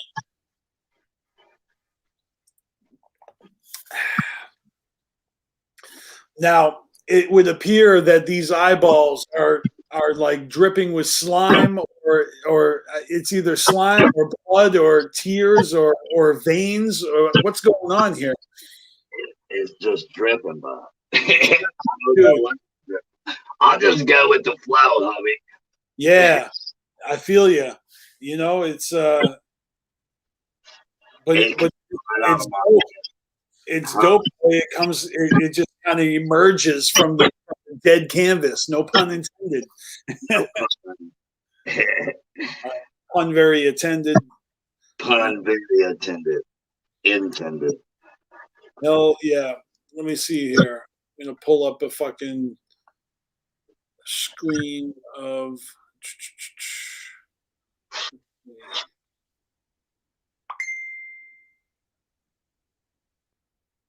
That you or me? That was definitely me.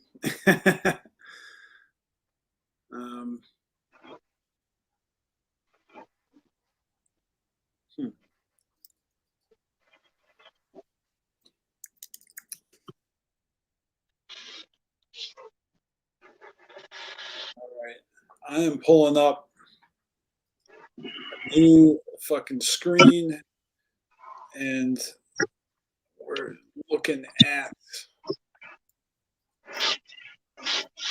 deadcanvas.com. All right. Yeah, like some of this new shit. Like I've come here and checked out work before, but you gotta love that new Zombie Man. This Frank, you know, Always Sunny in Philadelphia, Aspen Picks. Fucking awesome. I got on my my 8-leg shirt right now. Yeah. This collab. So let's see here. Here we go. So now I can select your name on the roster here of artists. Yeah. You know, we got all these motherfuckers, and J Rock has his own page where you can see. We've got Dead Sexy. What is this? X Distractions. Oh, Distraction! I'll see it. Yeah. You know, that's one of my first pieces. When I got on board. This one's been made with the masks and whatnot.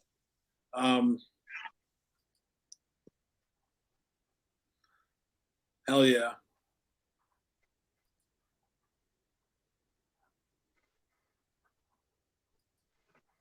Yeah, there's prints on there. This is the best page. Do you have your own print section? Yeah, if you go to all the ones that, if you go to J Rock or if you go to any, like we have our own. Yeah, so there was more, but I don't know if you can go to there was way more. But I was gonna say I think I'm missing something. Right. Indeed. Hold on. I'll see if I can oops. Like under products, maybe. You know what I'm saying? Yeah. It just brought me to Facebook. Yeah. If I go to Prince and then hit J Rock.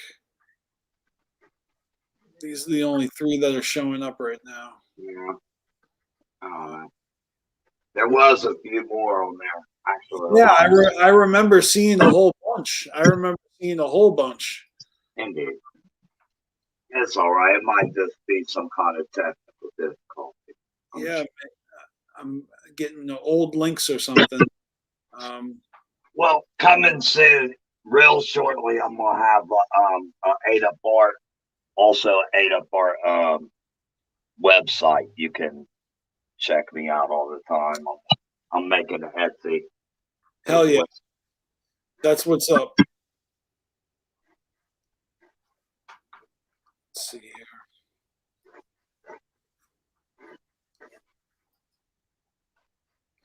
Yeah, I'm just trying different links to me. There's a bunch of stuff. It's not just me though. It's a lot of other products on there. Yeah, boy. Yeah, tons of stuff. I mean, well, I was hoping to show off all your prints that you have. Yeah. There's only a couple. Yeah. You can if you go to my it was more, I don't know. But if you go to my Instagram, anything on there, I can probably make out his prints anyway. For sure. That's what's up. Yeah, because your Instagram has everything. It's like real easy to find.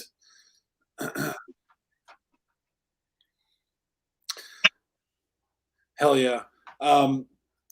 Well, I'm just a huge fan of all the Dead Canvas artists, man. This is really a treat to have doing a live drawing for us on the show today. I love how it's coming together, especially with just the style, but also the perspective.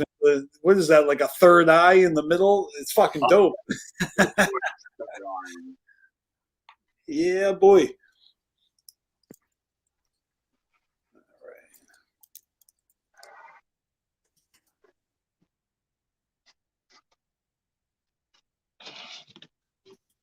All right, I want to try and add this banner and see how it looks. Boosh. Deadcanvas.com. Check it out. Awesome.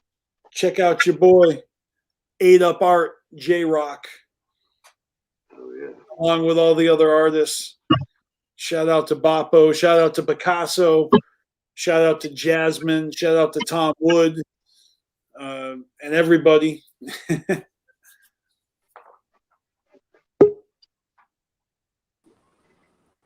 Oh, who do we got here? Oh, sorry. What up, Chaos? How you doing, brother? Nothing much. Just got home from work. That's what's up. Thanks for joining. We're kicking it with Mr. J-Rock, Dead Canvas, 8up artist. Hell yeah. I'm good. We're doing this live fucking drawing here on the show. I've already done new music for the week, so really we're just shooting the shit until it's time to do a giveaway. Actually, I could open my mail. I have to open the package still. Well, there's a first for Carnival Spirits happening, a live drawing happening. Yeah. Well, at least the first for the BeastMasteR show. Yes. Is a Ninja with a Pencil has done like live drawings and what? Yeah, I always draw a blank. You know what I'm talking about. He's done video animated videos of his work. And he puts chill music in the background. Mm-hmm. Yep. Shout out to Ninja with a Pencil. Yep. But yeah, this is fucking awesome. I love the trippy style. This is feels very therapeutic watching it. Normally, I have music on as well because I love music. Yeah, I know. Sorry, instead you hear my boring talking and. No, you're good. It's all great, bro. That's the nature of conversational podcasting and basically live streaming. Even though this is it could be an audio only podcast, it's not. This is a YouTube video only show, so I love the visuals. Yeah, and it's working out great. Like this is working out as perfectly as I could have imagined. You know, lighting is good. The camera is sharp. Oh, nice. Echo side. All right. We got another treat for you. Yes, jump on. Let's see here.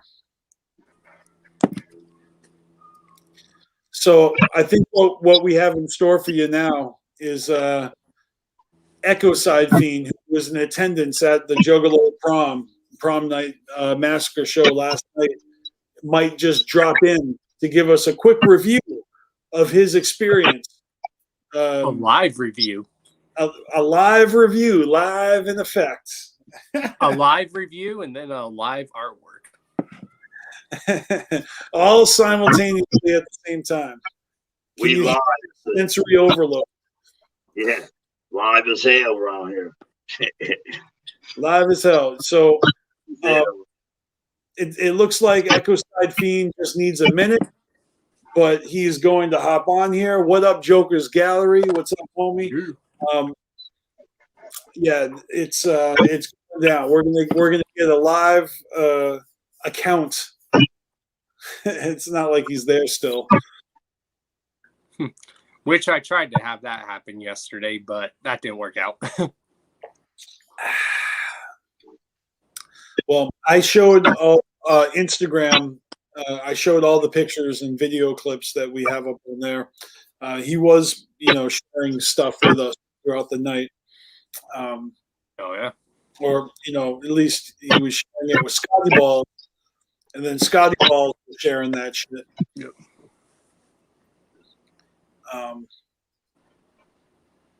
Yeah, Chaos. You seen the new Tom Wood detail for the Yum Yum flower? Oh yeah, and I was talking about it yesterday. I'm like, it's not coincidence that the Yum Yum flower was like on the flyer for the show.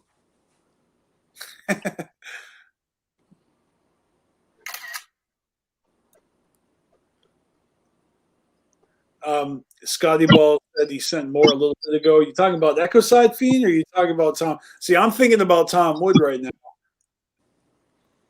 but I don't think you're talking about Tom Wood. Yeah, he didn't upload any more details on the fucking flower, but I will gladly open up and zoom in on that detail. So speculation, how come you think they put like it on the flyer? All right. First, let me add Echo Side Fiend to the video. What's up, dude? How you doing?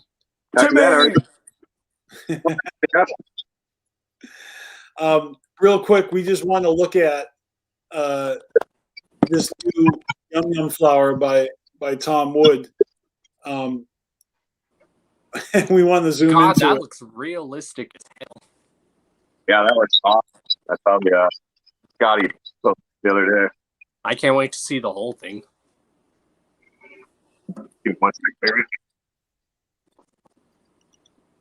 Yeah, I'm getting lost in the foliage. It's just magical. Yeah, that looks awesome. Kind of reminds me of my nutsack right here in this part. Not all the time. Yeah, never mind. Weird flex, but okay. All right, so Echo Side Fiend, my man. Let me rearrange this for a second. We'll play like musical chairs. You were at the prom night massacre show last night. Tell me, how was it? Give us your review, my man.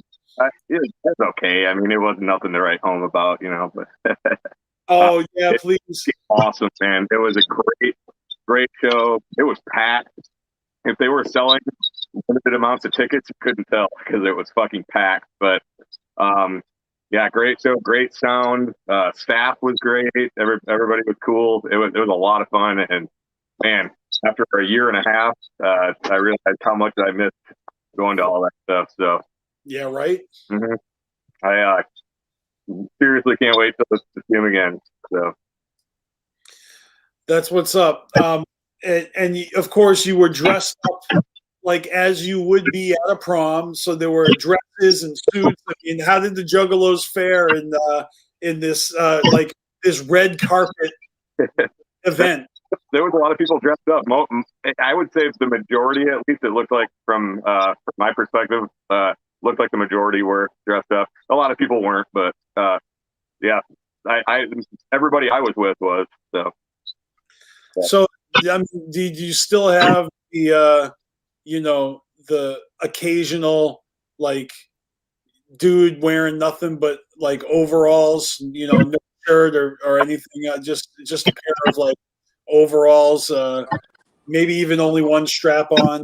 It was still plenty of people that were kind of just like they were going to get their old stuff, but there's always someone who's wearing like a hazmat suit, like a one piece, like dancing clowns, like with a pattern on it, or you got the guy like Bat Dick or other various people like Mankini that like to just wear no clothes at all. Oh, yep, there was plenty of those. That's what's up. Well, so it sounds like the show went well. Like it was well attended and everything was kosher and everyone had fun. And yep, I didn't see any problems. I didn't really see anybody getting kicked out, anything like that. So everything was running mostly on time. It seems like it was maybe like a half hour behind or so, but I wasn't really watching my watch too closely throughout the night. But yeah, everything went good. Sound was good. That venue was really cool. I'd never been there before. I'd never even been in Fort Wayne before. So yeah, that was definitely a cool venue. I would go back there again. It was literally the same distance for me as driving to Detroit. So if any shows, Juggalo or not, come there, after this, it's a venue I would definitely go to again. That's what I was going to ask you is how far away was it for you? Like 2.5 hours, 2.5 hours from me to Detroit. This was 2.5 hours from my parking lot here in my apartment to the hotel. The hotel we were at was 10 minutes from the venue. So. That's decent. That's decent. That's like, that's nothing really. I mean, well worth it, right? Yeah. So that's cool. I appreciate all the footage and all the pics you shared with us. And shout out to Wicked Wood and Project Barn and Ouija Mac and everyone else that got to play. I did just send Scotty a slew of ICP pictures as well. I needed to go through. I took like probably 100 pictures of ICP, so I wanted to make sure that he got good ones to put up. So he's got those. Those will be up on the Carnival Spirits. Yeah, I saw that comment he made. He said he just sent more a bit ago, so that's what's up. Yeah, I was gonna try to go through them and taking them, but I was like, I gotta watch them. So Scotty wants to know what was the exclusive CD for dressing up. We actually had to write our address down to get those in the mail. So yes, I know that old trick. That's how it went when I was at the gathering and I wanted to buy the fucking Hell Cellar vinyl. It was the first time they made that available, and you buy it and you just give them your address on a piece of paper, and they're like, "All right, we'll send that to you 2 years later." Like, I was supposed to get a CD for attending a show. I always got it, so I'm assuming that I was this one as well. So you got a CD? No, I'm assuming I will get this one in the mail. But you gave them your address then, but you don't know what it's going to be. Or yeah, they had a for it up in the merch stand. So yeah, every other Juggalo show I've gone to, if they didn't have the CD right then and there, I myself always got it in the mail. So I assume that this one will come as well. So we'll see. Fingers crossed. I was gonna say, Indiana.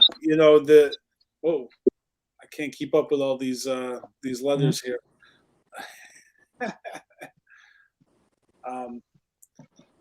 I'll just give you your whoop whoop. But Shayna said, I've been to Indiana before for the gathering. I never went to Juggalo Prom, not Fort Wayne either, but watched it on Patreon. It was awesome and you enjoyed it. That's what's up. Yeah, I'm actually going to watch the Patreon performance tonight so I can get from the camera's perspective. Yeah. So you got to see Scotty D, I saw. Scotty D of Fago Lovers. And you got to see the Fago guy. You got to see who else did you see? So I met up with DC and Meg, and then Aubrey and her friend Andy were with me. And I ran into Andy Sherman. So shout out to Andy Sherman. Shout out to Skip. I don't know if anybody's really familiar with him, but he's a guy I met at the DC G-Con in Colorado. And he's from Michigan, so I see him all the time. I ran into him. He was there last night. So shout out to me, Nip. Danny Tudo. Shout out to Danny Tudo. She was there. Dave was with her husband, but she was there. So hadn't seen her in ages. So I think that's all I can think of that I personally knew that were there.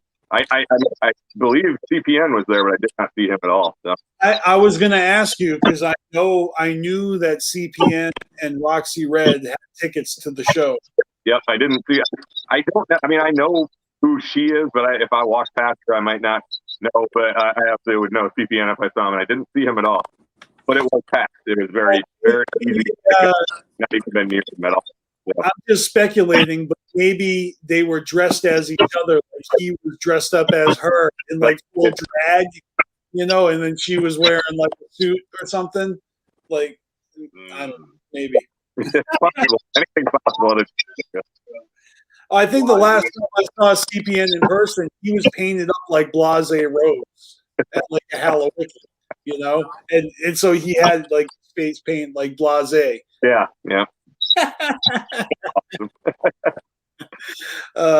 Shout out to CPN though, and I hope he had a good time. I was hoping he saw him, but I obviously would know him if I saw him. I didn't see him at all. Nevertheless, it looked like it was a lot of fun. Yeah, I'm definitely jealous, but I know there will be a time when I get back to live shows. Like, my friend's got a fucking a show coming up, in October. By October, I'm going to be completely ready. I actually just recently got my second vaccine shot. In a couple of weeks, I'm going to be fully vaccinated and, ready to be recirculated into the world to fight for America. And I was vaccinated in late January and late February. So great. Eat tacos on Tuesday. Do American things. All right, let me shuffle this here a little bit again. Try to put J-Rock on the forefront for a second. Here we go. Yeah, that's awesome. Looking good. Looking good. Thank you. Yeah, a lot more definition there in the eyes and the shadows. Yeah. Thank you.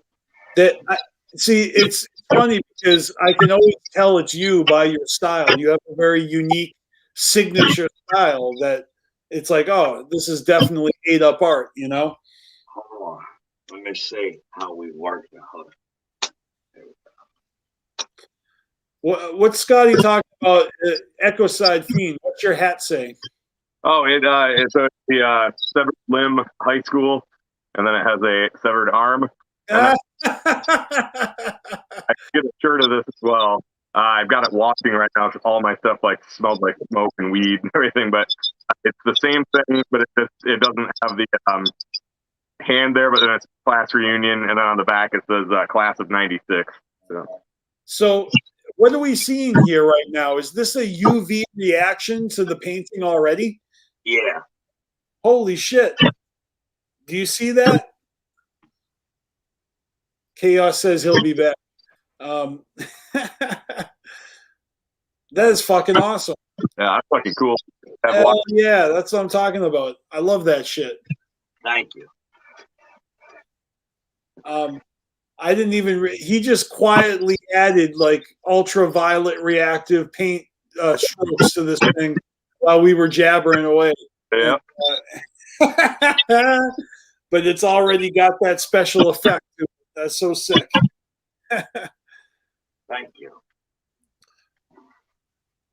Yep. Absolutely. So you guys definitely got to check out the link when I put them in the description. Follow them. Follow these guys. Follow all these pages. What up, Chaos? You're back. Yes. I'm gonna leave you at the top of the totem pole so that your head hits my logo instead of me. Makes sense. I need my headspace down here. What is this, like the opening sequence of the Brady Bunch? Literally just say that.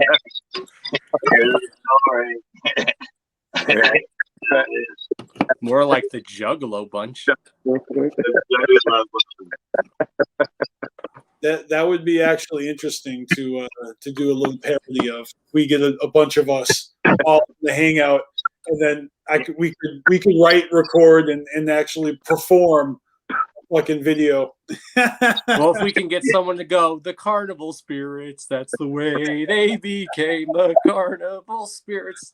They would always look down or look up. What were they talking about? I mean, it's tough, but I can do it. If I'm trying to look at the artwork right now, I just got to go like this. Oh, that is dope. Keep it up. Nice job. Right? I'm not going to lie. I used to watch reruns of the Brady Bunch a lot. Everybody did. And anybody who denies it is full of shit. Especially with my grandma, I used to watch. I'd be like, Chaos, shut the fuck up. Knock it off down there. Like, I watched it when it was actually episode. They was new for that week. They wasn't even rerun yet. Right? Yeah. Brady Bunch is my shit. I'm a fan of the movies that came out. Too. Remakes. All of them. I never saw any of those. At least the first three. There might even be more than that, but they were well made, man. Yeah. Those the Brady Bunch movie, and then a Very Brady Christmas. Is that what it was? Or no, a Very Brady sequel. Still. Yeah.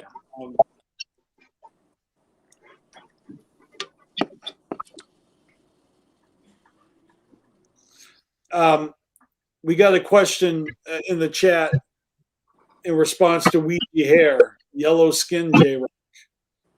Yellow skin, J-Rock. Or what is this? Ouija hair response, yellow skin, J-Rock.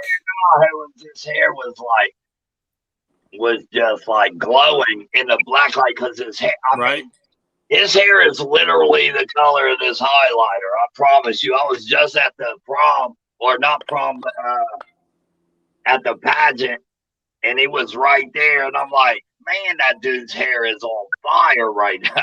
It looks like last night in his performance, it was like standing there live anyway. I don't show it up on the camera, but his hair looked like it was like really lit up, like glowing.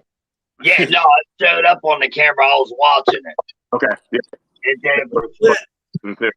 It was lit. Yep. It was lit. His lid was lit. Yeah, literally. Remember at the last gathering where my hair was blue? I do. Well, it was starting to look like very dirty blue and green, so I just called it gutter colors or something. Gutter blue. Okay. Yeah. I feel like I've seen you before.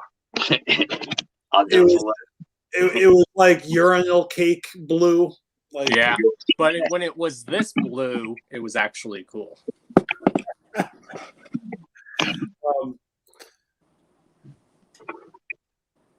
Yellow hair, but I don't think it was UV. I mean, I've had really like extra light ash blonde hair before. I used to dye it all sorts of colors in high school. I don't know if it was UV, but that thing definitely reacted in the black light for sure. Oh, this one? This one? Hell yeah. Oh no, I'm talking about Ouija's hair. Oh, yeah. Oh, Ouija's hair. If he didn't use something special, it was reacting to the light anyway. That's for sure. I was talking to Bonnie. I was like, man, you see his hair? Looked like somebody dipped him in toxic waste. I might have to ask him about that when he comes to Denver. Hell yeah. Something to do. It was that. Hell yeah. So what's the next event on your schedule there, beside Fiend? Nothing set in stone right now. I'm obviously hoping that by come October that we'll be able to do Hollow Wicked, but yeah, I don't have anything. Well, actually, I kind of take that back. Some friends of mine have a horror punk band called the Necrophilicons, and they have a show scheduled sometime this month. I forget the exact date at a little bar venue here in Grand Rapids, but I'm still debating. I don't know if that's going to happen or not. So, but they do have it scheduled. So if it does happen, I'll probably go to that. But yeah, other than that, about the next thing that I'm hoping for again is obviously Hollow Wicked. I think I saw that Twisted and they're doing a Fright Fest. That is true. Yeah, I forgot about that. Yeah, Supposedly they're doing an Astronomicon too. Yeah, my buddy who I would go to Astronomicon with, Joe, shout out to Michigan Geek Scene, the guy who would get us the press passes. Me and him last Friday, not yesterday, but last Friday went out to lunch and we were talking about that. And he is pretty sure that it won't be happening. You know, he's in the know on all those conventions. And he said, when in a case like this, the convention, they're still going to push forward, booking guests, booking the events, all that kind of stuff. So that way, if it does happen, they have an event to put on. But there's a good chance that there'll be too much red tape and it just won't happen. If that's the case, they just well. But if it does happen, then they still have everything to. But he is pretty sure. He felt pretty confident saying he didn't think it will happen, but he didn't have any information. It was just his own opinion. So yeah. No, well, I do want to go to that. Yeah, that's another. Yep, not Chaos brought that up. Yeah, that's an event that I'm hoping to go to, and I will probably attend it if it happens. And then Fright Fest. Yeah, I do plan. Assuming that happens, I will definitely be going to that. And then you always go to Fright Fest. Either why not? It's 2.5 hours away. And then if that happens, I would think Hollow Wicked would happen. But I guess we'll cross that bridge when we get to it, I suppose. Well, I mean, I think that this prom night it went pretty swimmingly for them. So it was probably a nice test of the waters of things to come. Like if worst came to worst, maybe they could do Hollow Wicked at that venue in Fort Wayne. Right. The only complaint there would that it would feel really weird not being in Detroit. That would feel weird for you and maybe weird for everyone else that's local, but for everyone that travels to ICP events, it could just be an improvement to the event, So I would obviously go if they do it, but it would just be kind of like, man, it's so weird, not being in their hometown in Detroit on Halloween, But I am going to be watching that live AXE concert that they're doing, Death by Bong or something. I'm going to get that as well. Okay, I'm going to do the what's the other one that they announced? Docs. I'm going to get the Harvest. He's doing an anniversary of the Harvest, which sounds dope. Yep, I'm going to get both of those. You can't keep having events in Violent J's living room and kitchen. After a while, it's going to be like, okay, we got to come up with something different. He destroyed that shit with wrestling, and and they're still probably cleaning it up. Yeah, got the bales of hay in there and stuff. And I'm sure there's still hay probably laying around in there under his couch. Oh yeah, totally. There's no way they got everything, but I mean, I know I talked about this in the previous show. Ooh, check it out. We're looking at that UV light, man. That is dope. Yeah, look at that. Oozing with freshness out of the eyes. Hell yeah. Hey, Bob. My tablet is really about to just turn off. I'm pretty sure. Have you reached your limit? Your broadcasting? Just I told you about the charger is doing the same thing with my tablet now. So it ain't been charging at all. It just because you're using it. Yeah. But that's what I got. Hey, it's fucking awesome. Thank you so much. This has been a very unique episode, and it's a privilege to have you up on here doing your thing, man. Hell yeah. Thank you for having me, for real. And the support y'all be showing. Oh yeah, Dead Canvas all day, 8 Up Art, Mr. J-Rock. I'm gonna have links for all your shit down below, so people can come and subscribe, follow, and check out your future work. All right, man. Yeah, and I'll have this finished by tonight, and it'll be up on 8 Up Art tomorrow. Hell yeah, I'm gonna be looking for that. I'll be sharing. Thank you for having me, man. Whoop whoop. Whoop whoop. Whoop. Bless y'all. Hell yeah. That's Mr. J-Rock, everybody. Let's see here. Let me shuffle around. I like this new system where everyone's on the other side. This side, not this side. All right. Let me grab my banner. Throw that off. All right, nice. So I still got Echo Side Fiend and Chaos with me. What kind of trouble can we get into in these next last segments of the show?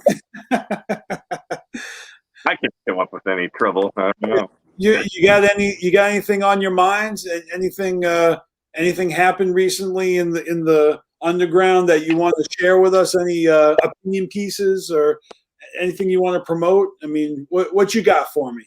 I could show this real quick. They gave these away last night.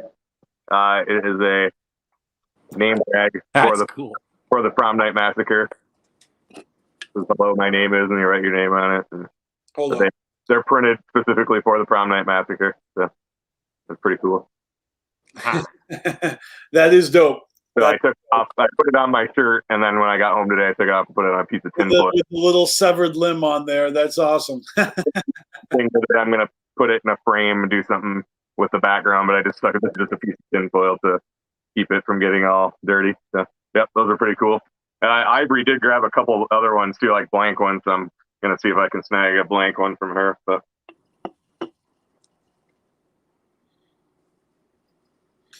Joker's Gallery says 98 Halloween was in St. Louis on Halloween. Yeah, Detroit got Devil's Night. That's the one I was thinking about. Because that's the one I went to, and I was like, I swear I went to one of them that was on Devil's Night, not the 2002 one that I also went on Devil's Night. This was a different one, and that's the one. Yeah, I want to say shout out to J-Rock, Mr. J-Rock, aka 8 Up Art, one more time. That was really fucking awesome having that live art being created on the show. That was our plan the whole time. I'm gonna be checking out his music and videos and stuff too. Yeah, definitely. You got to. He's got some great collabs. Yeah, he's done songs with a ton of people. You'll be surprised. You'll recognize a lot of the names too. Hell yeah, definitely. That's what's up. Chaos. Why don't you tell us a little bit about what you got going on the Hours of Chaos? Well, next week I am interviewing the other half of the Beast Mode Warriors, Grin Reality Entertainment / LSP Zone, JP the Hustler. Nice. That's on Thursday night? Yep, and then hopefully this upcoming Friday or the Friday next, I'm going to continue reading the ICP Pendulum series. Oh, yeah, you kind of took a break from that. And then after that, instead of when I complete that every Friday, I will hopefully be doing that series that I want to do called A Trip Down Discography Lane, because it has a good idea of what I told you what I do, where we have an artist or group come on and they review their discography and they share stories that maybe people never heard about. And I think that's a cool concept. All right, Echo Side Fiend, we got a question. from Joker's Gallery here. He wants to know if you've ever seen any footage for the Hallowicked at Harpo's in '98. I don't believe so. When I went, that was obviously before camera phones and everything. I never even thought about bringing disposable cameras or anything, so I don't have anything. So, and a couple of my friends that I went with, I don't believe had anything either. So, yeah, I remember when I used to work as a software developer, and one of my bosses, like he left work to go stand in line at the Apple store to get the very first iPhone when it first became available. Yeah. When smartphones started invading, my was a BlackBerry Storm, and it had like a 2 megapixel camera. You know, it was a sweet phone for at the time, but you know, you look at like now I've got an F21 Plus, and it's like, wow, that BlackBerry Storm was a piece of shit. Yeah, even though it was an awesome phone. You know? You think about like how concerts were back before there were like a million little cell phone lights in the crowd. Like it was different, you know. Well, even just on the way back from Fort Wayne today, we were talking about like how I remember even just a few years ago when concert venues didn't want you taking pictures or anything, and now all the bands are like, hashtag it, put it on Instagram. You know, they want you to promote for them. You know. So. Yeah, I feel like that some people embrace it, while others, like some old schoolers, like are like, "Fuck that!" Like I think I've seen footage of Axl Rose like getting into a fight with paparazzi because he's getting his picture taken while he's performing. So, like, why not just embrace it? You know, especially with Instagram and all that, you can do so much promoting on there. Like, why not embrace it? The technology's there. Just go with it. Yeah. He says footage exists of all the other early Hallowickeds except for '98, and Harpo must have been dicks about it. Yeah, I wonder if I didn't have anything to take pictures with, so wouldn't have gotten time to or anything. But yeah, maybe they were making sure people didn't take any type of photos or anything. So. Different venues, man, they got harder rules. You know, some of them are like no filming, no video of any kind, like. I know I run into that problem a lot. Yeah. Yeah, Harpo's is they're a rough venue too. I can see them. You know. So Bobby says, do you know who Maynard James Keenan is? Because he'll throw you out of his show for taking your phone out. Keenan is the singer of Tool. I've never seen any issue with that, but I'm not saying that's not true. I haven't seen that, but. Because he's from the area where I'm from. He used to hang out at a lot of he went to the Kendall art school here in Grand Rapids, and I know he used to hang out and down when we were skateboarding and stuff back in the day. I saw him around a few times, but didn't really know exactly who he was. But I know I saw him around. And there's pictures of old punk shows and stuff too, where I've seen some of my friends' bands playing, and they have old photos, and every now and then you can see him in the crowd. Yeah, it's fucking crazy. Axel drop kicking people. That's probably where Shaggy got the idea to drop kick Fred Durst. So the Worcester Palladium for many years has had this no video policy, and I would go in there with my phone and with my camera, you know, and I would video like all the time, and I would always get caught and asked to stop, and then I would move to a different location and then get caught and asked to stop by a different person. Yeah, as if it was the first time it ever. Nobody always like, I didn't know. And there have been times when like I've been caught like 3 times a night, and the dude's like, next time I catch you. Yeah. And it's funny because I haven't actually been kicked out for it, but I've been threatened. Like, to kick you out if we catch you again. Funny, on the way home today, I was just telling Ivory's friend who was with us. I mean, I guess you could say he's my friend now as well. But I didn't know him before. I was telling him about it. Hallowicked 2009. I actually got kicked out taking a photo of with my BlackBerry Storm that I was talking about. Took a photo of ICP playing, and it was right before the end of the show, so I didn't like I tried not to let it bother me too much. But yeah, the security guard, I was just taking a picture with my phone, and the security guard comes over, grabs me, grabs the guy next to me who I was not even with, but he had a flip phone. And next to him was this like super hot juggalette chick, all scantily dressed and everything. She had like a straight up digital camera, like point and shoot. So he's got me and the other guy, and he like looks at her and he's like, looks her up and down, and then just takes us out, let her stay there, and then he threw both of us out. And when he told me, he said he had talked to me 10 times that night. And I'm like, that's weird because I only have like 3 pictures on my phone that I took, And I'm like, on top of just what you were saying, BeastMaster, is like, he, where you were saying like they were like, oh, one more time and you're out of here. I said, I'm like, if you would talk to me 10 times, I feel like after about the 3rd time, you'd be like, all right, I warned you enough, get the fuck out of here, And he was just like, oh, I don't know, I talked to you all night. And I'm like, whatever. And then he's like, delete the pictures off your phone. And I was just like, nope. And he's like, well, you're not going back in. And I'm like, well, fuck you then. And I just fucking left. And that's where we were staying out there. So I just basically like wandered to a bar and had a couple of beers until everybody else got out. But I apparently only missed like 15 minutes. So I was just like, whatever. That's not too bad, really.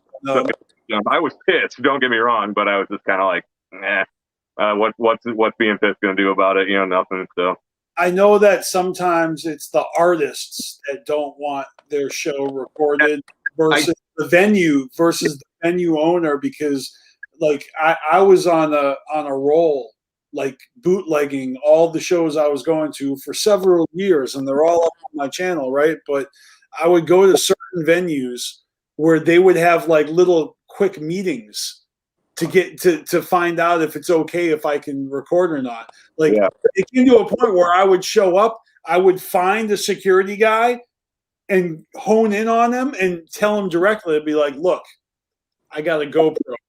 I'm here to film the band. Yeah. You guys aren't going to give me a problem here, are you? Like I just, because I don't want to go through this horse shit, this cat and mouse shit. Yeah. I don't think in the situation that the Hollow Wicked, like I said, it was 2008 or 9, somewhere along there. That was at the Fillmore, or what it was the State Theater, then became the Fillmore.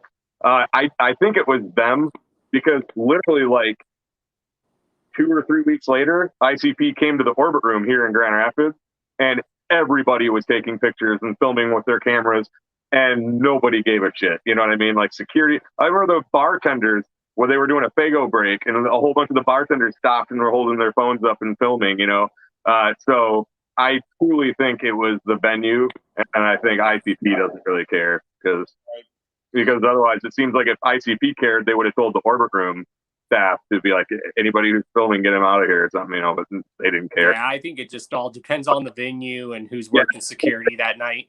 Yeah, people were literally sitting at tables. This was at the Orbit Room, just sitting there with their phones filming, and security would walk right by. And I thought security stopped and talked to one guy, wondering what kind of phone he had. It's like, oh, that's pretty cool, and then just kept going. He didn't give a shit, So I think it was just either the venue, the Fillmore, or it was just that security guard being a dick. It could be either one. So, but whatever. That's long in the past now, so I try not to let it bother me. But it still does. I'm like, I can miss the Faygo Armageddon of one Hollow Wicked that I've attended. Right, I know, and that's the thing. The last 15 minutes ain't shit. Yeah, it's at the time, but it is like kind of the it's like the crescendo. The crescendo of the event. Like it's the big fucking grand finale. It's the light, the fireworks display at the end of the night. Literally, with confetti and water hoses, and don't mean to twist the knife, man. I'm just saying it's the great. Yeah, I think about it the same way. I'm just like, but oh well. It happens. It happens to the best of us, really. All ICP shows I've been to, it was destined that I was going to be thrown out of one. So either for taking pictures or being too drunk or something. But so I need to open one of my packages today. I should do that. I'm going to grab something off the pile here. All right. I still don't know how you sit and look at those all that time. I can't wait to open stuff when it comes.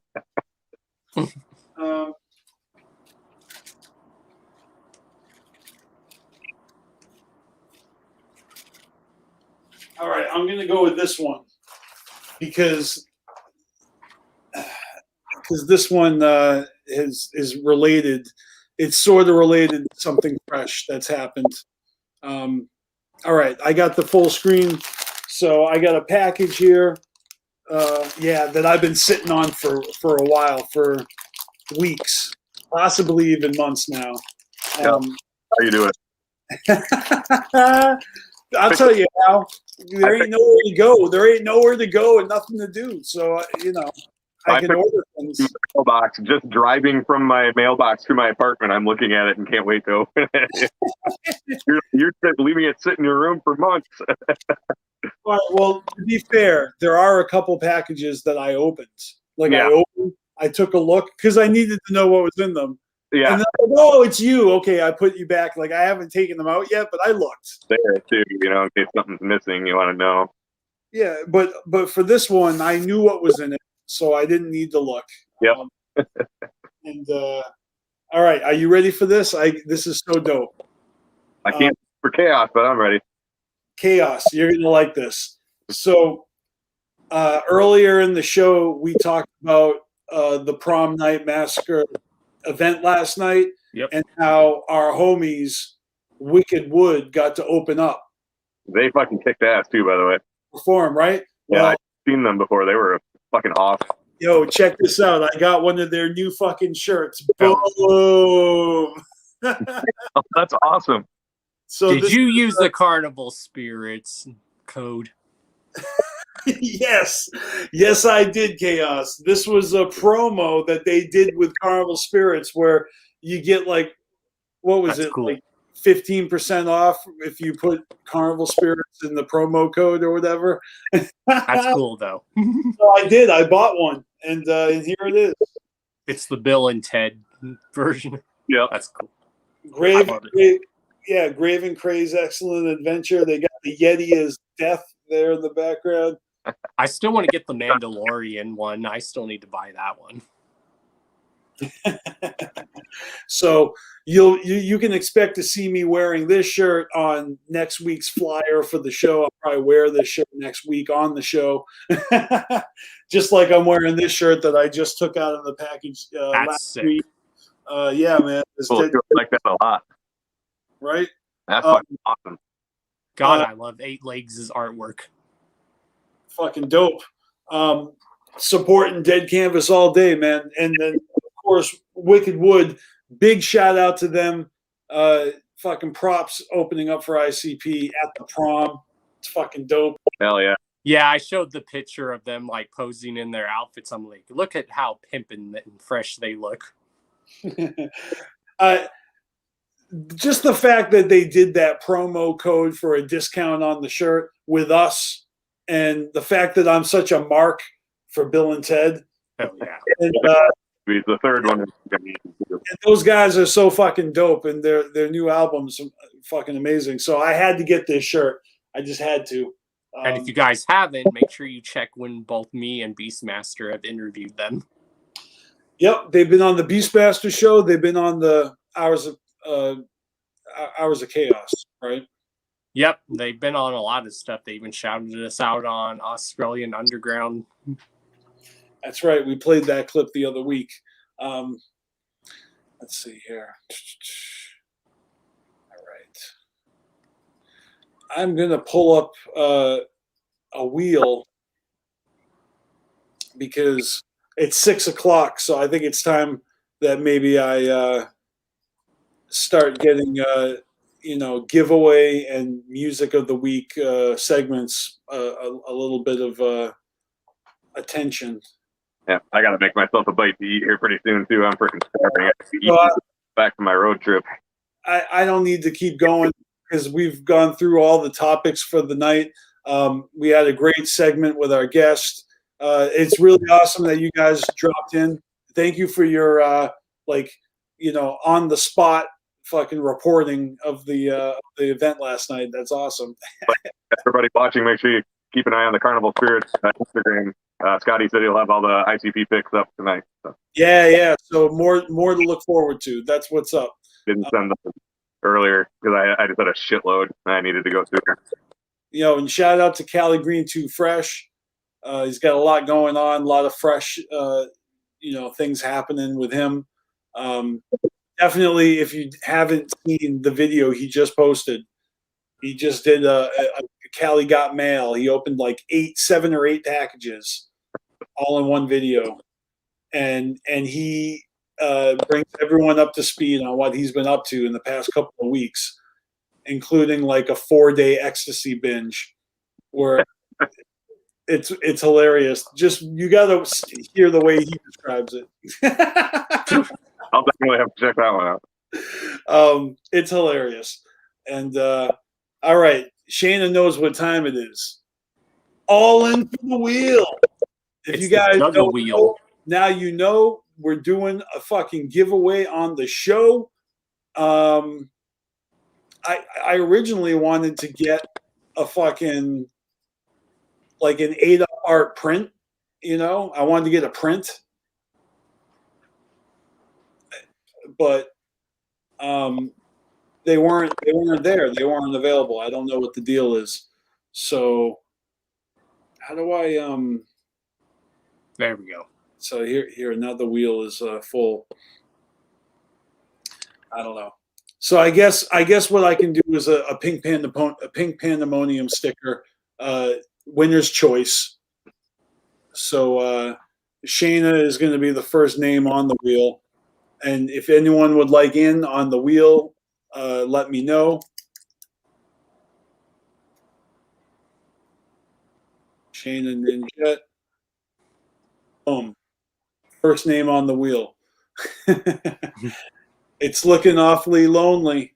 And honestly, if no one else enters the giveaway and she remains the only one on the wheel, that means she wins and she just gets to pick a sticker out of the pile with it. Default win right there. All right. So now we got some competition. Now it's going to be a 50-50 here. TGIM. All right, now it's a competition. Now it's actually a one or the other type thing. But I guess what I should do is I should show you guys what there is to win. I need to show you the stickers.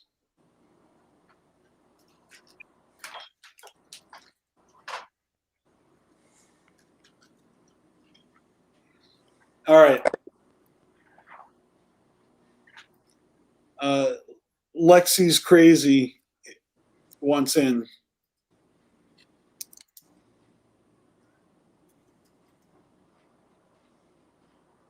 So if you can't see, you got Lexi's crazy. All right. Scotty Balls wants in. Yeah, I'll probably definitely need you on an episode of Hours of Chaos, bro, when I do giveaway, so you can spin the wheel for me. Yeah, man, I'll join your show and spin the wheel. Yeah. Is it BYOW? Bring your own wheel? Yes, bring your own wheel. Of course, because I go live on my phone and I can't really do that stuff. All right. Otherwise, if my computer was up and running, I'd use my computer to do it. Oh, I don't mind, man. It's my pleasure to come and introduce a wheel to the situation. That's what I do. It's the murder go round. All right, so let me go back to this screen here so I can show you guys. Here are the stickers that you can choose from if you win the spin tonight. You've got the VHS and Chill horror sticker. Oh, that's dope. Now, I thought this one was actually taken, but it's the Duke of Crystal Lake was chosen 2 weeks ago. This one's still up for grabs. All right. No one likes Michael Myers anymore. What the hell? Hey, it's the Southwest Strangula, but in this case it's the Southwest Slasher. Okay. Yeah, Myers, the take on the Michael Myers mask. Yeah. I'm not gonna lie, that would make a dope shirt. That would be. I would definitely rock that. Me too. I love Michael Myers. All right. You too. I'm actually planning on getting a tattoo of it. There you go. Michael Myers tattoos. Already planned. This is the Necronomicon. Nice. It looks like the Necronomicon from Evil Dead, but in a coffin shape. That's right. It's a coffin, and it's the Nice. Necronomicon. That's dope. Necronomicon. It's brilliant. And then, let's see. This one, which is fucking so fresh, it's the Trap-a-Lantern. And there's a ton of things on the face tats, 1978. Awesome. Nice. Very fucking dope. It's kind of holographic. The Violent J holographic UFO sticker was claimed last week. And these are all, of course, made by and available at Pink Pandemonium Etsy store. Whoops. I'm gonna have to check that out. Yep. A few of those I wouldn't mind getting. Now, I think those stickers that I just showed, these stickers right here, are a nice selection to choose from, wouldn't you say? Like if you enter this wheel spin and you get to choose between this, and this, that's enough. I do have more from her, Pink Pandemonium. It's all these horror buckets, but those are dope. I feel like this actually would be better saved for Halloween time. Like I want to hold on to these, we have a few more people that want in. All right, good. You feel what I'm saying? Is I want to hold these horror buckets. Those are dope. Yeah, I would say the other ones are. Yeah.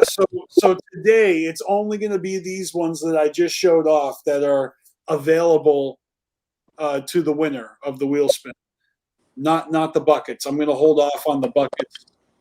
Or the pals, that the buckets. I'm going to hold off on those. All right. So let me go back to this and then go like this. All right. Who wants on the wheel? DC 17. I got you.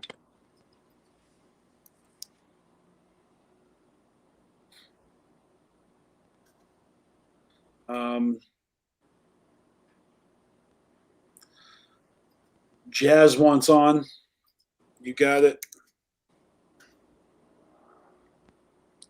See, Juggalo John knows what's up. Just because of that Michael Myers one, I want it. Hey, well, that's what's it's kind of like the carnival, right? Where you throw the ring over the bottleneck, or you pop the balloon and then you get to pick the prize. They just give you a ring that doesn't fit over one of the bottles, so you got to pay and not win. Right. Well, in this case, it doesn't take any skill. It's completely luck of the spin, and you're up against you're like up against your peers. So it's kind of like the Hunger Games. More like Juggalo Hunger Games. Thirsty games? I don't know. Thirsty games. All right, so I got Jazz. The whooping games? Juggalo John. Ninja with a pencil. Whew, the last few days it's been hot in here in Colorado. It's like 80-some degrees now.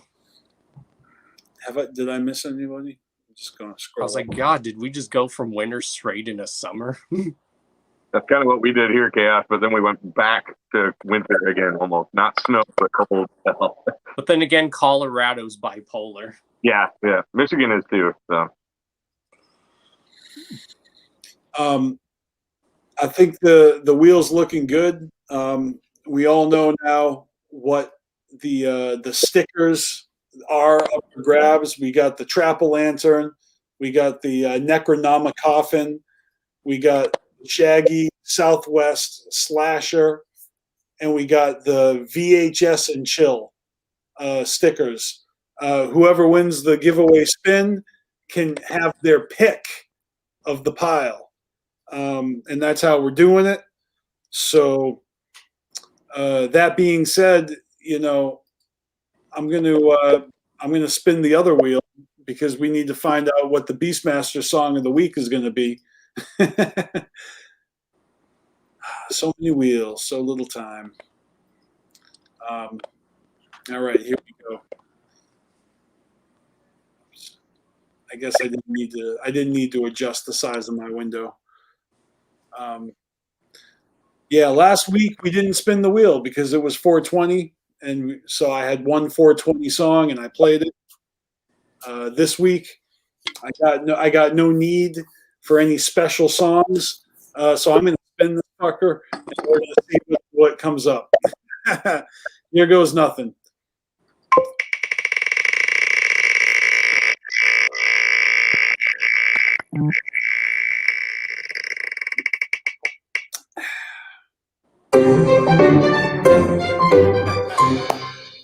Nice. I fucking love this song. This track, it features my homie Walking Dead, and then it also features our mutual acquaintance Ra the Sun God, who actually mastered my album and was featured on my album. He produced a couple, like my homie Joe produced 14 out of the 18 tracks on my album, but Ra the Sun God produced almost all the others, you know, so he contributed a lot to my music.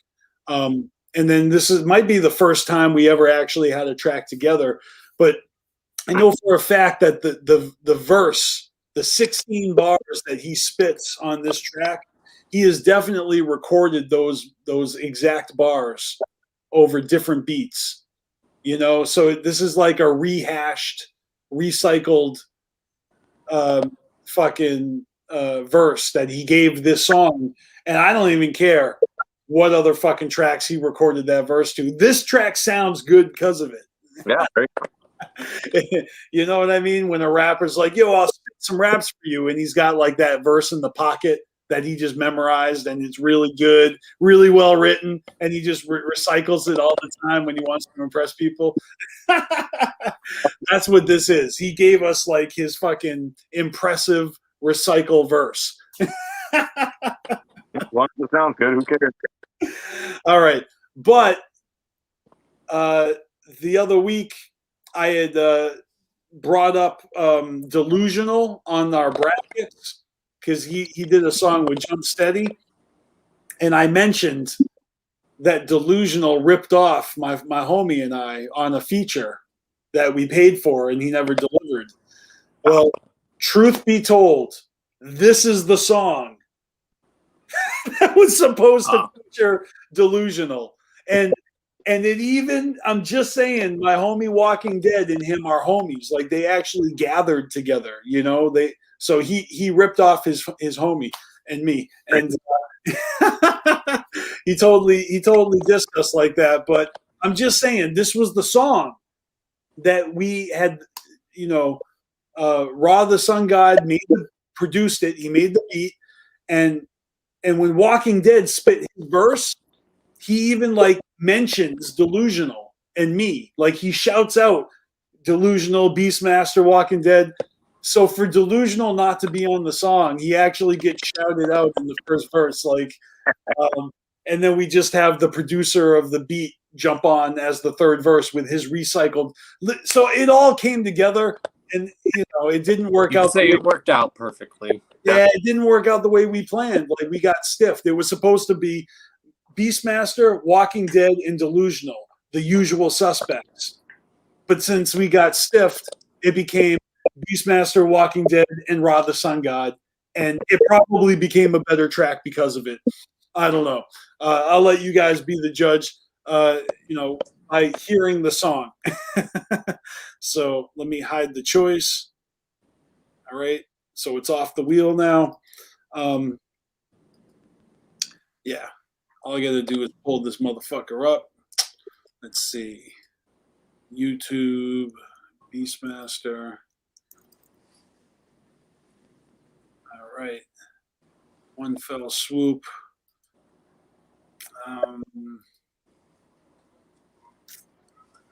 Let's see. Gotta find my music. All right, there's Herbal and Light. I don't know if these are in order or what. Usual Suspects. So here it is. Wow, it's not even my upload. Okay, so we actually submitted this track to a mixtape called Blazed and Confused. So it was actually the same mixtape that I submitted Chilling with the Caterpillars to.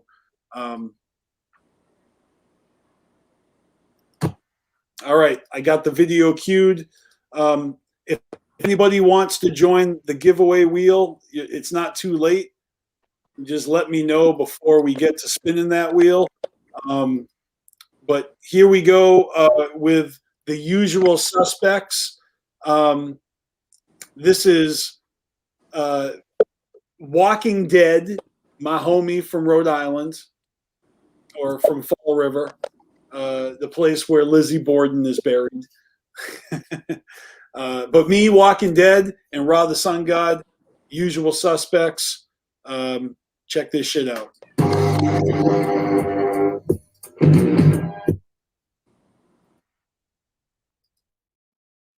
Uh-oh.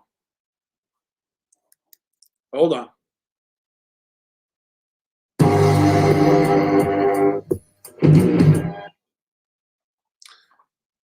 Uh-oh. False start number 2.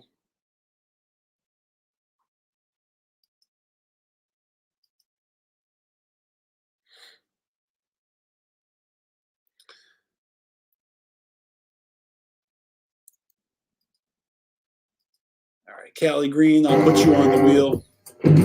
Rhode Island. All right, looks like we're in business. Here we go. I can't fuck with these lines. Make no trouble with me. I'm that crazy ass Captain H-O-W-D-Y. I'm music so unique, facet. Who's the cool freak? And it's always you are ruin cruising. You with just some cheap rappers. Who might truly walk into the roots and know the BeastMaster. On a set performance, shit is beautiful. And we back up in this motherfucker. Better dark, I got a weed whack. Pump another button, wreck you bugs, you just a pee. Ashes, leave you under the sea. And watch your face turn purple as you struggle to breathe. Pumping some weed, ain't nobody fucking with me. I take a couple of weekend drugs, I'm up with my name. I bust on the beat, I'm back live in stereo sound. Scary as clowns, crept out the burial ground. Many with doubts, how these bitches then will go down. Head will spin like the exorcist on merry-go-rounds. East Coast MCs at large, kid. Smoking like the Usual Suspects. East Coast MCs at large, kid. Smoking like the Usual Suspects. My reputation hasn't always, but it will precede me. Busting iron fist, flicking kerosene if need be. Rhino line out of my mind, how I sharpen stones. Cutthroat up to the challenge, walking on cold. Indestructible like your safety deposit box. No more starving artists eating out of a slopping trough. Following the thread of all Renaissance men. Another run for my money down the crimson path again. Skull crushing, beast smashing, highly disastrous. Open up a can of ego ruse on your candy asses. Poison your soul, swallow your whole. Rock bottoms deeper than the Puerto Rico trench hole. Down you go, your pipe dreams in the lost and found. I'll put a permanent asterisk on the underground. That's where the roller coaster comes to a roaring stop. Resurrection and raw beats on the melting clocks. East Coast MCs at large, kid. Smoking like the Usual Suspects. East Coast MCs at large, kid. Yeah, studying battle war. Put a fat beat on and a rap hard. And a match me on. So wax it down with a classic tone. I strap with a dead, I'm born with a Gatling gun and the battered bomb. I spit my raps like crack, till the cat goes off. The crack of dawn, gonna pass it for this rap shit, y'all. And a rap King Kong, up to get up for the neck and call. I crack your skull and snap your back from back and forth. I pack a punch, pack of the gat and got the plan of arms. Gotta go to the cell, gotta get that 40 over that OE. And back to my pad, and that's my ass with my homies. I got that bad, I got that live, and I got that MOB. I got that sticky, really expensive weed. Gotta go to the bank for the whole sack. Move on to G to the go back. Lace up, I keep to the blazers, play for the city, for the cognac. I got that party rocking louder than a show of the crowd. Over the bottle, over the leg, your poses, putting cooking and out to free. East Coast MCs at large, kid. Smoking like the Usual Suspects. East Coast MCs at large, kid. Smoking like the Usual Suspects. Yeah. Oh, dope, man. That's a dope track. I'm proud of that one. It came out really good. We had to overcome some obstacles to make it come out. But some straight chopper shit. I appreciate you guys. And I apologize for trying to get away with eating almonds while I'm doing a live stream. And what do you know? Now we have 17 viewers. Did you see, obviously you listened to Ouija's new DIRTBAG album. What do you think of that shit? Holy shit. Good, I'm bro. also loving that artwork that Tom Wood did for it. It's really, really good, man. Oh, yeah. That man, he's like a Ouija. He's a fucking machine, yo. I like it.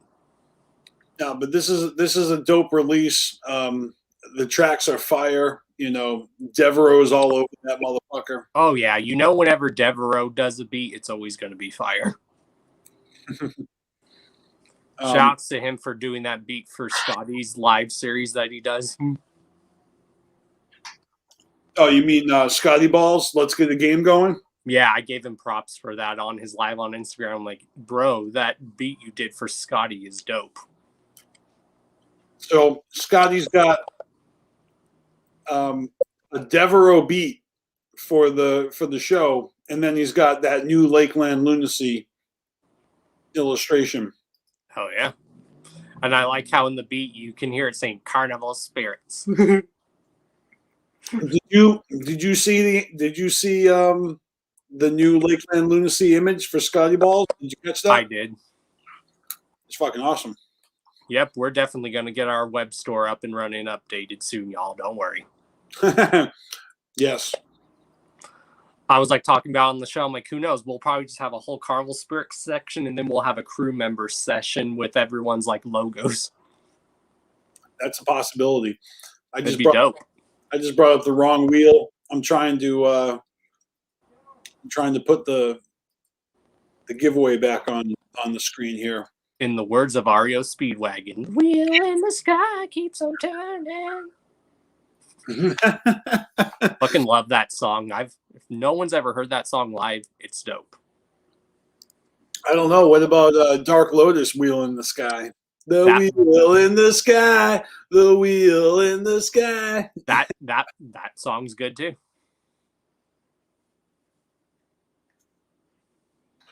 All right.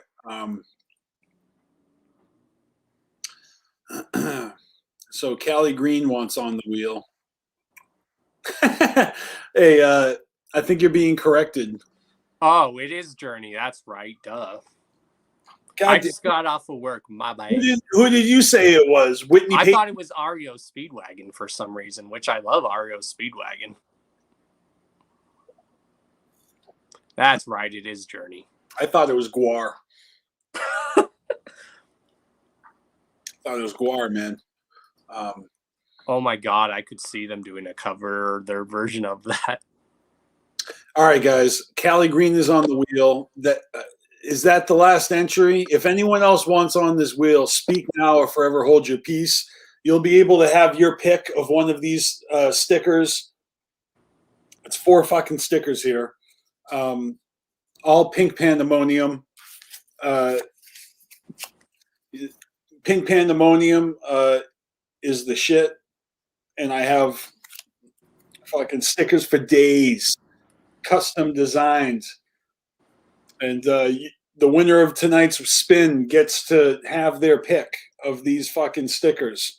He's got stacks on stacks of stickers. Fucking stacks, man.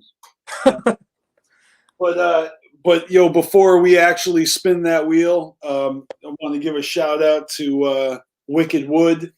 Thank you for this fucking shirt. This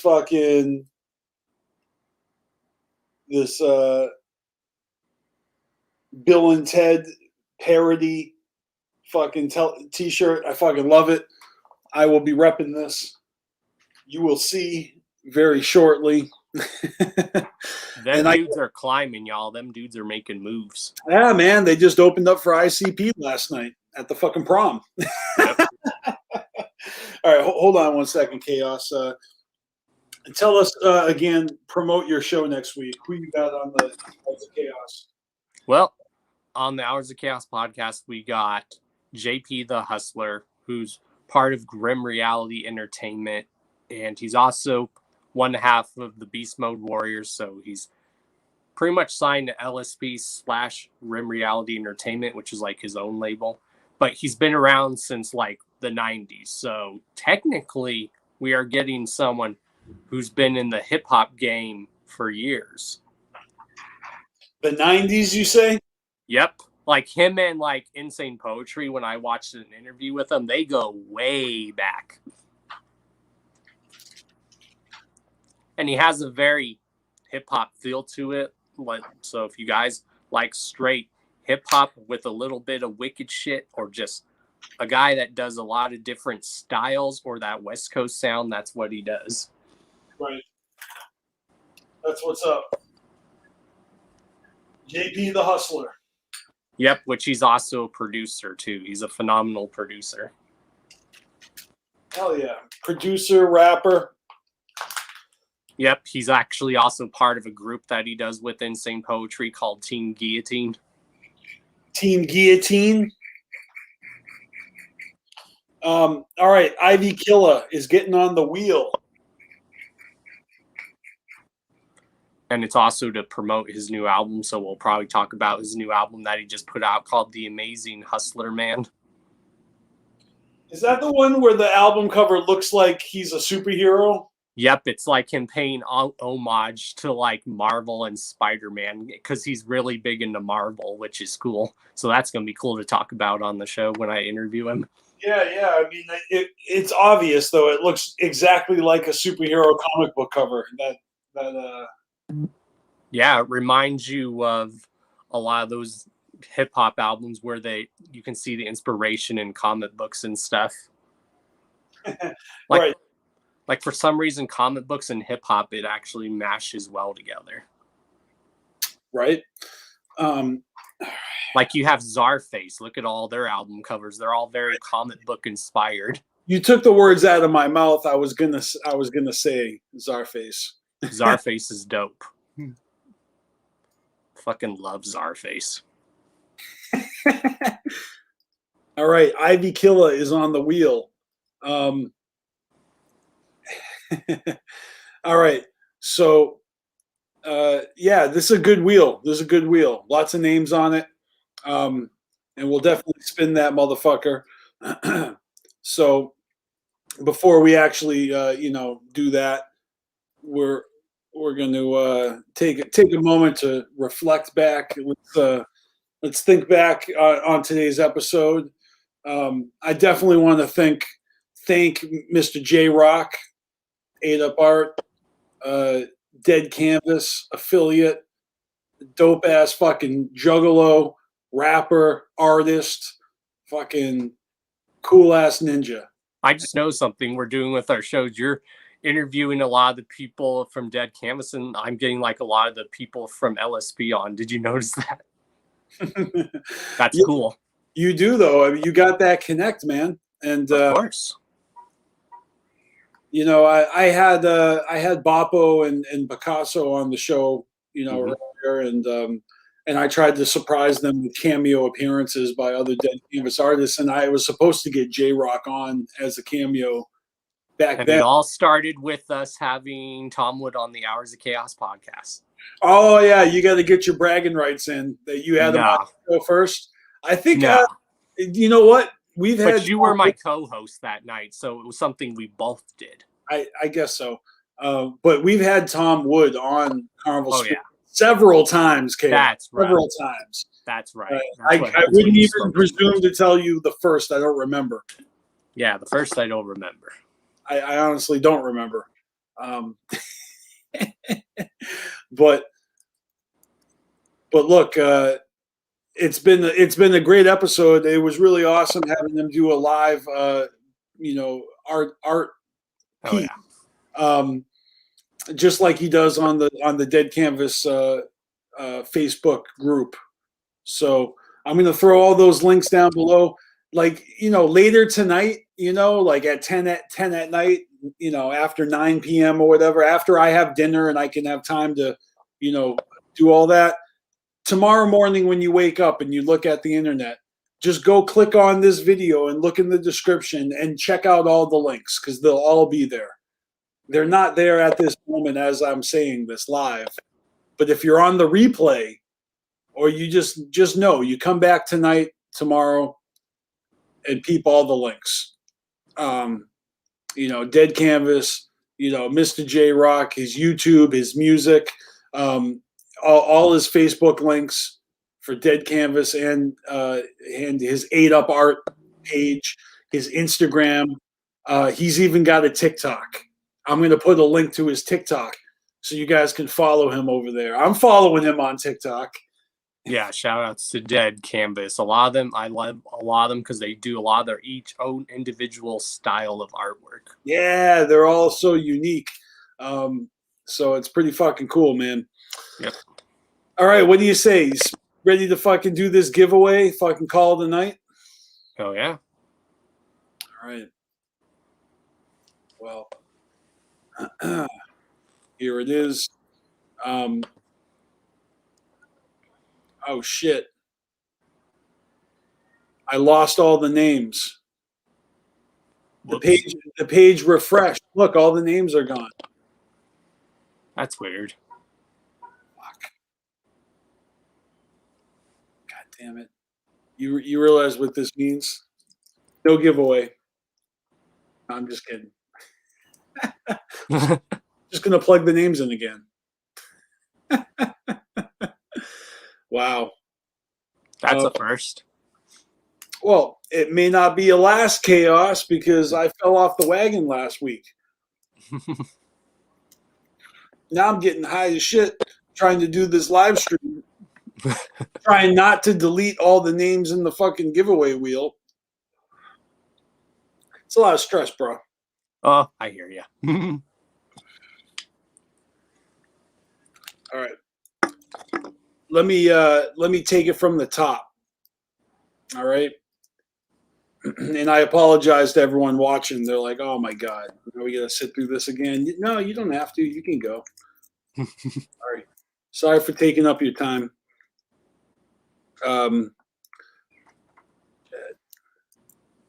right. Jane is back on the wheel. I really don't want to make sure that I want to make sure I don't miss anyone, so I'm just going straight down the line.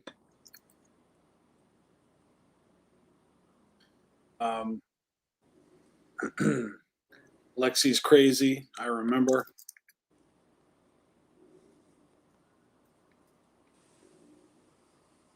So you got Chaos. You got a Ouija Mac show coming up in Denver in the near future, don't you? 2. What's the other one? What are the 2 shows? They're both Ouija Mac shows, and I'm going to both. Well, what's one of them, and what's the other? One of them is Scum and Hex Rated and Cody Manson opening, and then the second night is one of the other nights is Hex Rated and Triple MFD performing opening for Ouija. And then I just found out that Shock and Dash will be there. The dudes that I've interviewed, I don't know if they're performing or they're just going to have a good time, but we're going to link up there. Oh, you got to find out if they're performing. Oh, yeah. And then there's going to be 3 Carnival Spirits representatives there, just saying one of the nights. Nice. And if anyone knows, it's going to be Callie Green and then me and Roxy. Elbow cough, elbow cough, elbow cough. So me and Roxy are finally going to be able to meet Callie Green for the first time in person. That's right. Callie Green Too Fresh will be in the house. So we'll definitely get pictures so we can post them all on our social medias. Man, I'm going to be the only one who hasn't met Callie Green Too Fresh in person. What kind of shit is this? Because he already went and met fucking Scotty Two Balls, and he already went and met KMB, the Sexy Ninja. Now he's going to go meet you. What the fuck? I think he even met Panic one time, but I could be wrong. think you're right. I think they did like he like stopped by like on his way back home one year and they smoked together. He even met Nappy J and made a video with Nappy J once. That's right. Rest in peace, Nappy J. Yep. I saw Fago Lovers post about him a couple days ago when I was looking on Fago Lovers. But yeah, both these Ouija show worked out. I bought me and Roxy's ticket for one night, and then to be fit, and then to make it fair, she bought my ticket and her ticket for the other night. Right. Because that's what homies do. They look out for each other. Right.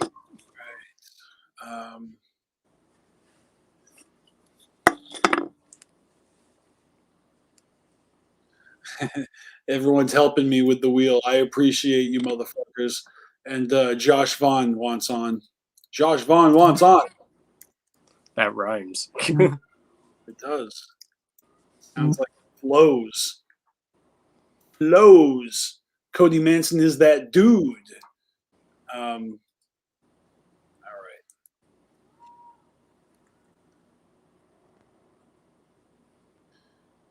So let me update. This wheel has been updated. Okay. And now that we've updated the wheel, we can kind of officially call this, wrap this episode up. You know, we'll call this an episode. Of course, it's episode 22 of the BeastMasteR show, and I appreciate the hell out of you guys for tuning in and for just for being here and Chaos. Thank you for joining me. I'm still here. I feel you. But yes, we appreciate all of you. I do. And I'll be back again next week and every Saturday afternoon after that for all of 2021. We got anniversaries and memories, events that we're going to be celebrating throughout. Like, think about it as we get into spring and summer and the fall. Events like the Gathering and Hallowicked and UConn anniversary. So there's going to be episodes where we dedicate like entire episodes to gatherings and stuff. Well, if you definitely need some pictures from the events, just let me know and I'll send them to you. Thank you, Nobody Man, and for real, like, you guys are the shit. So I'm excited to give back, and we'll see who's gonna get their pick of a sticker, and who's gonna win. I'm gonna spin this wheel. You ready, bro? Hell yeah! All right. So Ninja with the Pencil's getting hype. Hell yeah! Let's do it. I'm spinning it. It's been spun. Cali Green 2 Fresh is the winner. Ain't that some shit? All right. If Callie is watching, congratulations, bro. You get to pick a sticker from this pile. And that means you got the Southwest Slasher, the VHS and Chill, the fucking Trap-O-Lantern, the fucking Necronomicon. So these are the choices. Those are the prizes. And that's how it came out. Cali Green, reign supreme. All right. Well, shit. I think now's a good time to fucking wrap it up. I can't think of anything else I've forgotten. I mean, let me just quick double check my notes. I tell you this. Oh, here we go. Callie Green chiming in with diamonds.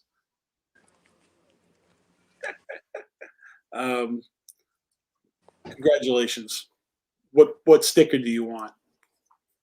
Which one you want, bro? You want the Shaggy, you want the VHS and Chill, you want the Necronomicon, you want the Trap-O-Lantern, you want the Shaggy, you want the VHS and Chill, you want the Necronomicon, you want the Trap-O-Lantern, you want the Shaggy, you want the He's talking like trying to talk fast like a bidder yard goes 75. like an auctioneer. Yes. I used to watch a show like that, but they would auction like old cars. It was cool. Hey, Pink Pandemonium going once, going twice. Do I see one for the Trap-O-Lantern going once, going twice? Yeah, there was a show I used to watch like that with my dad where they do that with old-fashioned muscle cars. It was cool. I'm trying to hold off here to see if Callie's going to tell us. Oh, which one he wants. Oh, he's snagging the Southwest Slasher. He's not letting this one go another fucking week. Juggalo John. Juggalo John's like asshole. But it's all loved again. Yelling. Oh no, this is nice. I like it when you guys clown each other. I mean that's why we're juggalos. We clown each other, y'all. Yeah. All right, Callie Green. He's taking the Pink Pandemonium Southwest Slasher sticker off the fucking market. Off the market. As he says on that episode of South Park, and it's gone. Yep. And I still have, the VHS and Chill one is dope. But hell yeah, thank you for having me on, bro. Yeah, man, it's always a pleasure. I was just going to show off the winning stickers now are Violent J, Duke of Crystal Lake, and then the Southwest Slasher now, and also this holographic Violent J UFO sticker. These have all been claimed. They'll all be mailed out. They're actually all getting mailed out ASAP now that it's the end of the month or the beginning of the new month. So, oh, yeah. Of course, I want to give a shout out to my pops, who on Monday is going to be 61, y'all. Happy birthday to Papa Chaos. I was just going to say Papa Chaos. Yep. That's funny. Yeah, man. My niece just turned 1 year old a week ago. So crazy. So fucking crazy. She's growing up so fast. She's walking. Yeah, that's like my niece and nephew. I'm like, stop growing so fast. 1 year old. Certainly, just the beginning of a whole new life. It's, my niece and nephew are like, I can't wait to be an adult. I'm like, no, you don't. Enjoy being a kid because adulting sucks. Hey, they might do it better than us. True. We can only hope. We can only hope, bro. Oh, but what a kid's gonna do if they're always winning trophies and they're always getting coddled and they don't have any fucking life experience. It's all good. I've helped raise my niece and nephew so they know wrong from right, which is good. Yeah, but what if they listen to Marilyn Manson and play Grand Theft Auto too young? Or not really. They're not those kind of kids, luckily. All right, I'm just joking, anyways. But then again, my niece is going to be in her teen years this summer. I'm like, no. Adulting ain't fun. And 31 is definitely your dirty 30s. It's probably the last amount of fun you'll ever have, right? Well, then I'll prepare myself because I'll be 31 this year. No, look, I'm not trying. I'm just joking. Obviously, I know. My humor, my deadpan sarcasm, but look, I am like 41 or 42 or something like that. I lose track. Who cares? I can tell that it's a whole new ball game for me. Just my lifestyle. It's going to be so much superior than my 30s and my 20s. Right. Just the way that I'm treating my body, you know, my mind, my mind, body, my soul, you know. And that's why I'm proud with my dad being gonna be 61 that he's taking care of himself, he's healthy and stuff. Well, that's awesome. And that's in your 60s? Come on. That's what I'm saying. I'm in my 40s and I feel like I'm in my fucking teens, right? I feel like I'm in my 20s right now. Like I feel And then sometime either that next year, if my grandpa was still around, he would have been 100 years old. Damn. And when he passed away at like 92, 93, he didn't even look like he was in his 90s. He looked like he was at least in his 70s. Well, isn't Betty White 99 right now? And she can just, with one more year, she's going to make it to that club. Yep. When they said the oldest person that's lived is like some lady from Japan. She lived to like 117 years old. Yeah, no doubt. You know, it's just cool because I remember like having a lot of younger friends. You know, when I was younger, when I was in college and stuff, I stayed back, so I had younger peers, and I trained people in professions where, you know. So I'm just saying, I've met a lot of people, befriended a lot of people that are just like a whole generation younger than me. Oh yeah, that's what I had to do at my old job. As I had to train a lot of the new people. It's just funny when you hear people in their 20s and their 30s acting and talking like they're old, and I'm like, I don't think 30s are that old. I remember turning 30 years old over 10 years ago and thinking like, oh my god, am I getting old? That was 10 years ago. I don't feel that way anymore. I mean, I'm just saying, I feel like I'm getting younger. I swear to God, I'm like Benjamin Button over here. I'm younger today than I was 10 years ago. I'm younger. No, he's just not telling us, y'all, where the fountain of youth is. Well, I'll tell you what it is. It's I'm actually working out. I actually go to a gym now. Good. That's why I'm glad to be working again, and that my job is like very active. So then it helps me stay in shape. Well, I'm just saying, I've always had a job. Well, that's not true. Sometimes I haven't. I've been unemployed too. And I've been lucky that I've been able to get in shape with a lot of the jobs I've had where I've had to do heavy lifting. Well, what I'm talking about, Chaos, is actually going to a gym, right, and working out to strengthen my core and my muscles, and right. it actually makes my job even easier. Right. You know, because it's almost like everything becomes easier. Oh yeah, and it really does release all sorts of energy, like negativity, maybe. You know, like think about it. Things that, like, let's say you would get out of going into a mosh pit and releasing all the rage and stress of the burdens of life.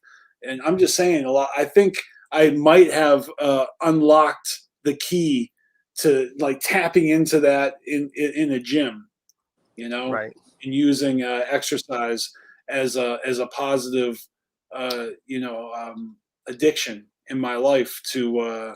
Well, it is a good stress relief, especially in these times that we live in. Yeah, I don't talk about it too often. I talked about it when I had Lori on the show. Yeah. You know, Lori Hopgood, she works out a lot. She runs. She's a part of the Juggalo Fit Club that I want to be a part of. I mean, I just see Juggalos doing fresh things. I want to be a part of it. I want to be a part of the Juggalo Fit Club. I want to be a part of Dead Canvas. You know, I want to be a part of For Juggalos, by Juggalos. And that's why Carnival Spirits is a good channel, because we don't just interview artists or groups. We like to give juggalos that spotlight that are very creative. Yeah. Well, I just took advantage of, like, it just so happened that I started, like, working out right before the pandemic, you know? So, because of shutdowns and whatnot, I had to stop going because the gym shut down, you know? I mean, ain't that some shit? I lived my whole life where I could go to a gym anytime I want. And then I finally, in my 40s, decide, all right, I'm going to go to a gym. And guess what happened? A fucking pandemic hits and all gyms are shut down. Like right when I decide that I want to use this facility and this fucking this business, this Yeah, it's like, ain't that some shit? I'm just saying, like it felt weird. It was like, what's the universe trying to tell me here? If I was going to take COVID personally, you know, like why is this happening to me? Why? I don't know. But my point is that I didn't actually let that stop me. Good. I didn't. I went to the gym as long as I was allowed to. And then as soon as I was allowed to go back, right, I did. Well, that's good, because you just never let anything stop you. That's what I always tell people. Don't let the man stop you and hold you down, and because life is short. That's right. If you want to do something, do it. I don't think it's. I think you got it backwards, nobody, man. It's more like the pandemic was like the final obstacle that I had to overcome in order to commit to going to the gym. You know what I mean? Like there's never been a reason I couldn't go before. And then all of a sudden, now that I want to go, I can't go. It's like I only want things I can't have. Like what's up with that? Like this should be a thing that anyone can fucking do, and everyone can do it if they want to. As soon as I want to do it, now everyone can't do it. Like this is some bullshit. Like it just felt a little ironic, you know? So as soon as I was able to, I was like, fuck this. You're going to take this away from me? No, I'm doing it. I'm going to the gym. All right. I'm not even trying to motivate y'all. I'm just saying that I was self-motivated. Okay. And I was like, all right, you're going to let us back in the gym? You sure about that? Here I come. All right. I got to wear my fucking mask at the gym. Everyone does. It's fucking weird. Yeah, especially if you're working out hard. I can only imagine. Yeah. In a way, it kind of helps. Right. I'm just saying, I got a mask on my face. I feel like no one can really see me. No one can see me. You know, I'm hiding behind a mask. Everyone's hiding behind a mask. So it's just funny being at the gym, you know, a world in masks. People can't be like, "Oh, are you tired?" No, I'm not. People are used to it. I mean, it's still mandated over here. Maybe there's places out. Maybe people watching, they don't have to wear them. Maybe you do certain places. Over here, I believe it's certain places. We still have to wear them over here. And I got vaccinated, so in a couple of weeks, like I won't have to wear a mask outdoors. Or, you know, I'm just saying I have a little bit more wiggle room, even though I think it's still mandatory in public places and businesses that you have to wear that shit. So,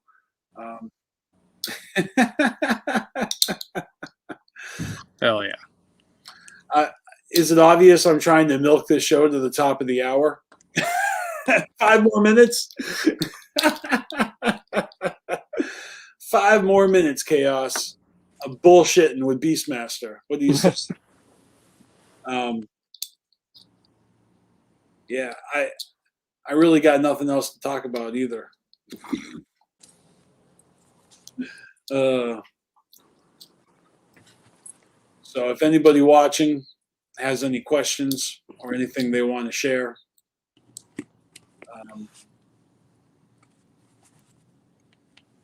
lift your couch or filing cabinets at home. Oh, for working out, yeah.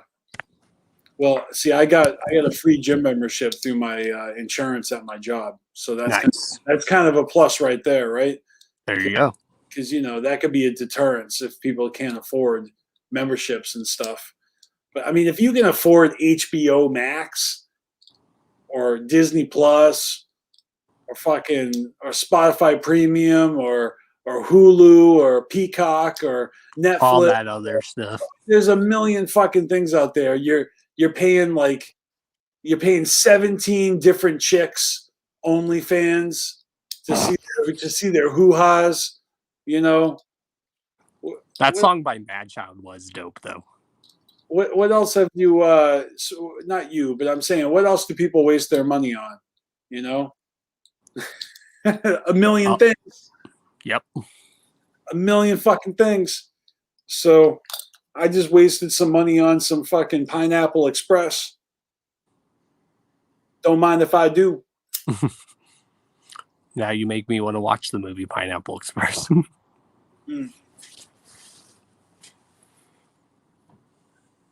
I just recently watched, have you ever seen Pitch Black and the Chronicles of Riddick and the third one, Riddick, like part 3? I lost count of which of those movies I've seen. I think I've seen the first one, but that's just about it. Oh, so you never saw those 2 sequels? No. I just recently watched them, all 3. It was dope. Yeah, that new Madchild. I'm glad someone made a song finally about that, like touching on that issue. Oh, you talking to Twisted Shady? Yeah, but that was a good video, and the song was true. Madchild on a different level these days, for real. He is, but he's also just been spitting like crazy too. He always puts out a lot of stuff. I mean, he definitely he might have had a falling out with Swollen Members, right? Is that what happened? Yeah, which sucks because I could use a new Swollen Members album. Yeah, I could sure use one of those right about now. If I do say Swollen Members is dope. I do like them. I did like them. I like them. I like Madchild too. I mean, I just like all that shit. It's good stuff. Especially the track that Swollen Members did with ICP. That's a dope song. Yeah, Mighty Death Pop era. I would have loved to seen a music video to that. All right. Well, we only got a minute left, Chaos. I'm gonna end this broadcast at the top of the hour. So that means we literally got like 60 seconds before I'm calling it a night. If you got any last shout outs, now's the time, brother. Well, just everyone have a good night, and I will see you guys on Thursday. If not, probably sooner. Word. Yeah, you have JP the Hustler on the Hours of Chaos. Scotty Balls is going to have a new episode of Let's Get a Game Going. He's going to have his new logo and shit. So shout out to, Lakeland Lunacy for that.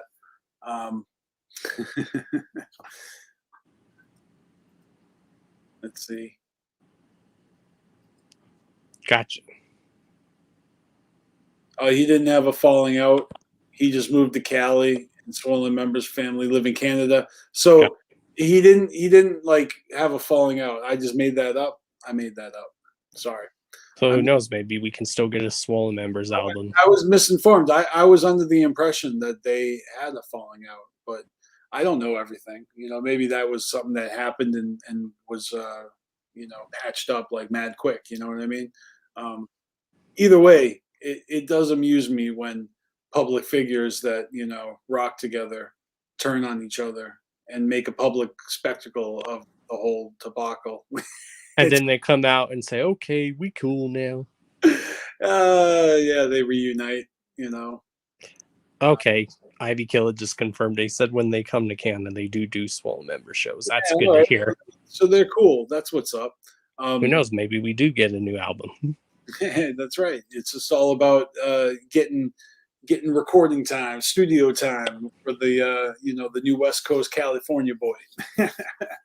Well, I've noticed these last few years, a lot of people's have really stepped up their creativity a lot, which is good. There's been so much good music that came out.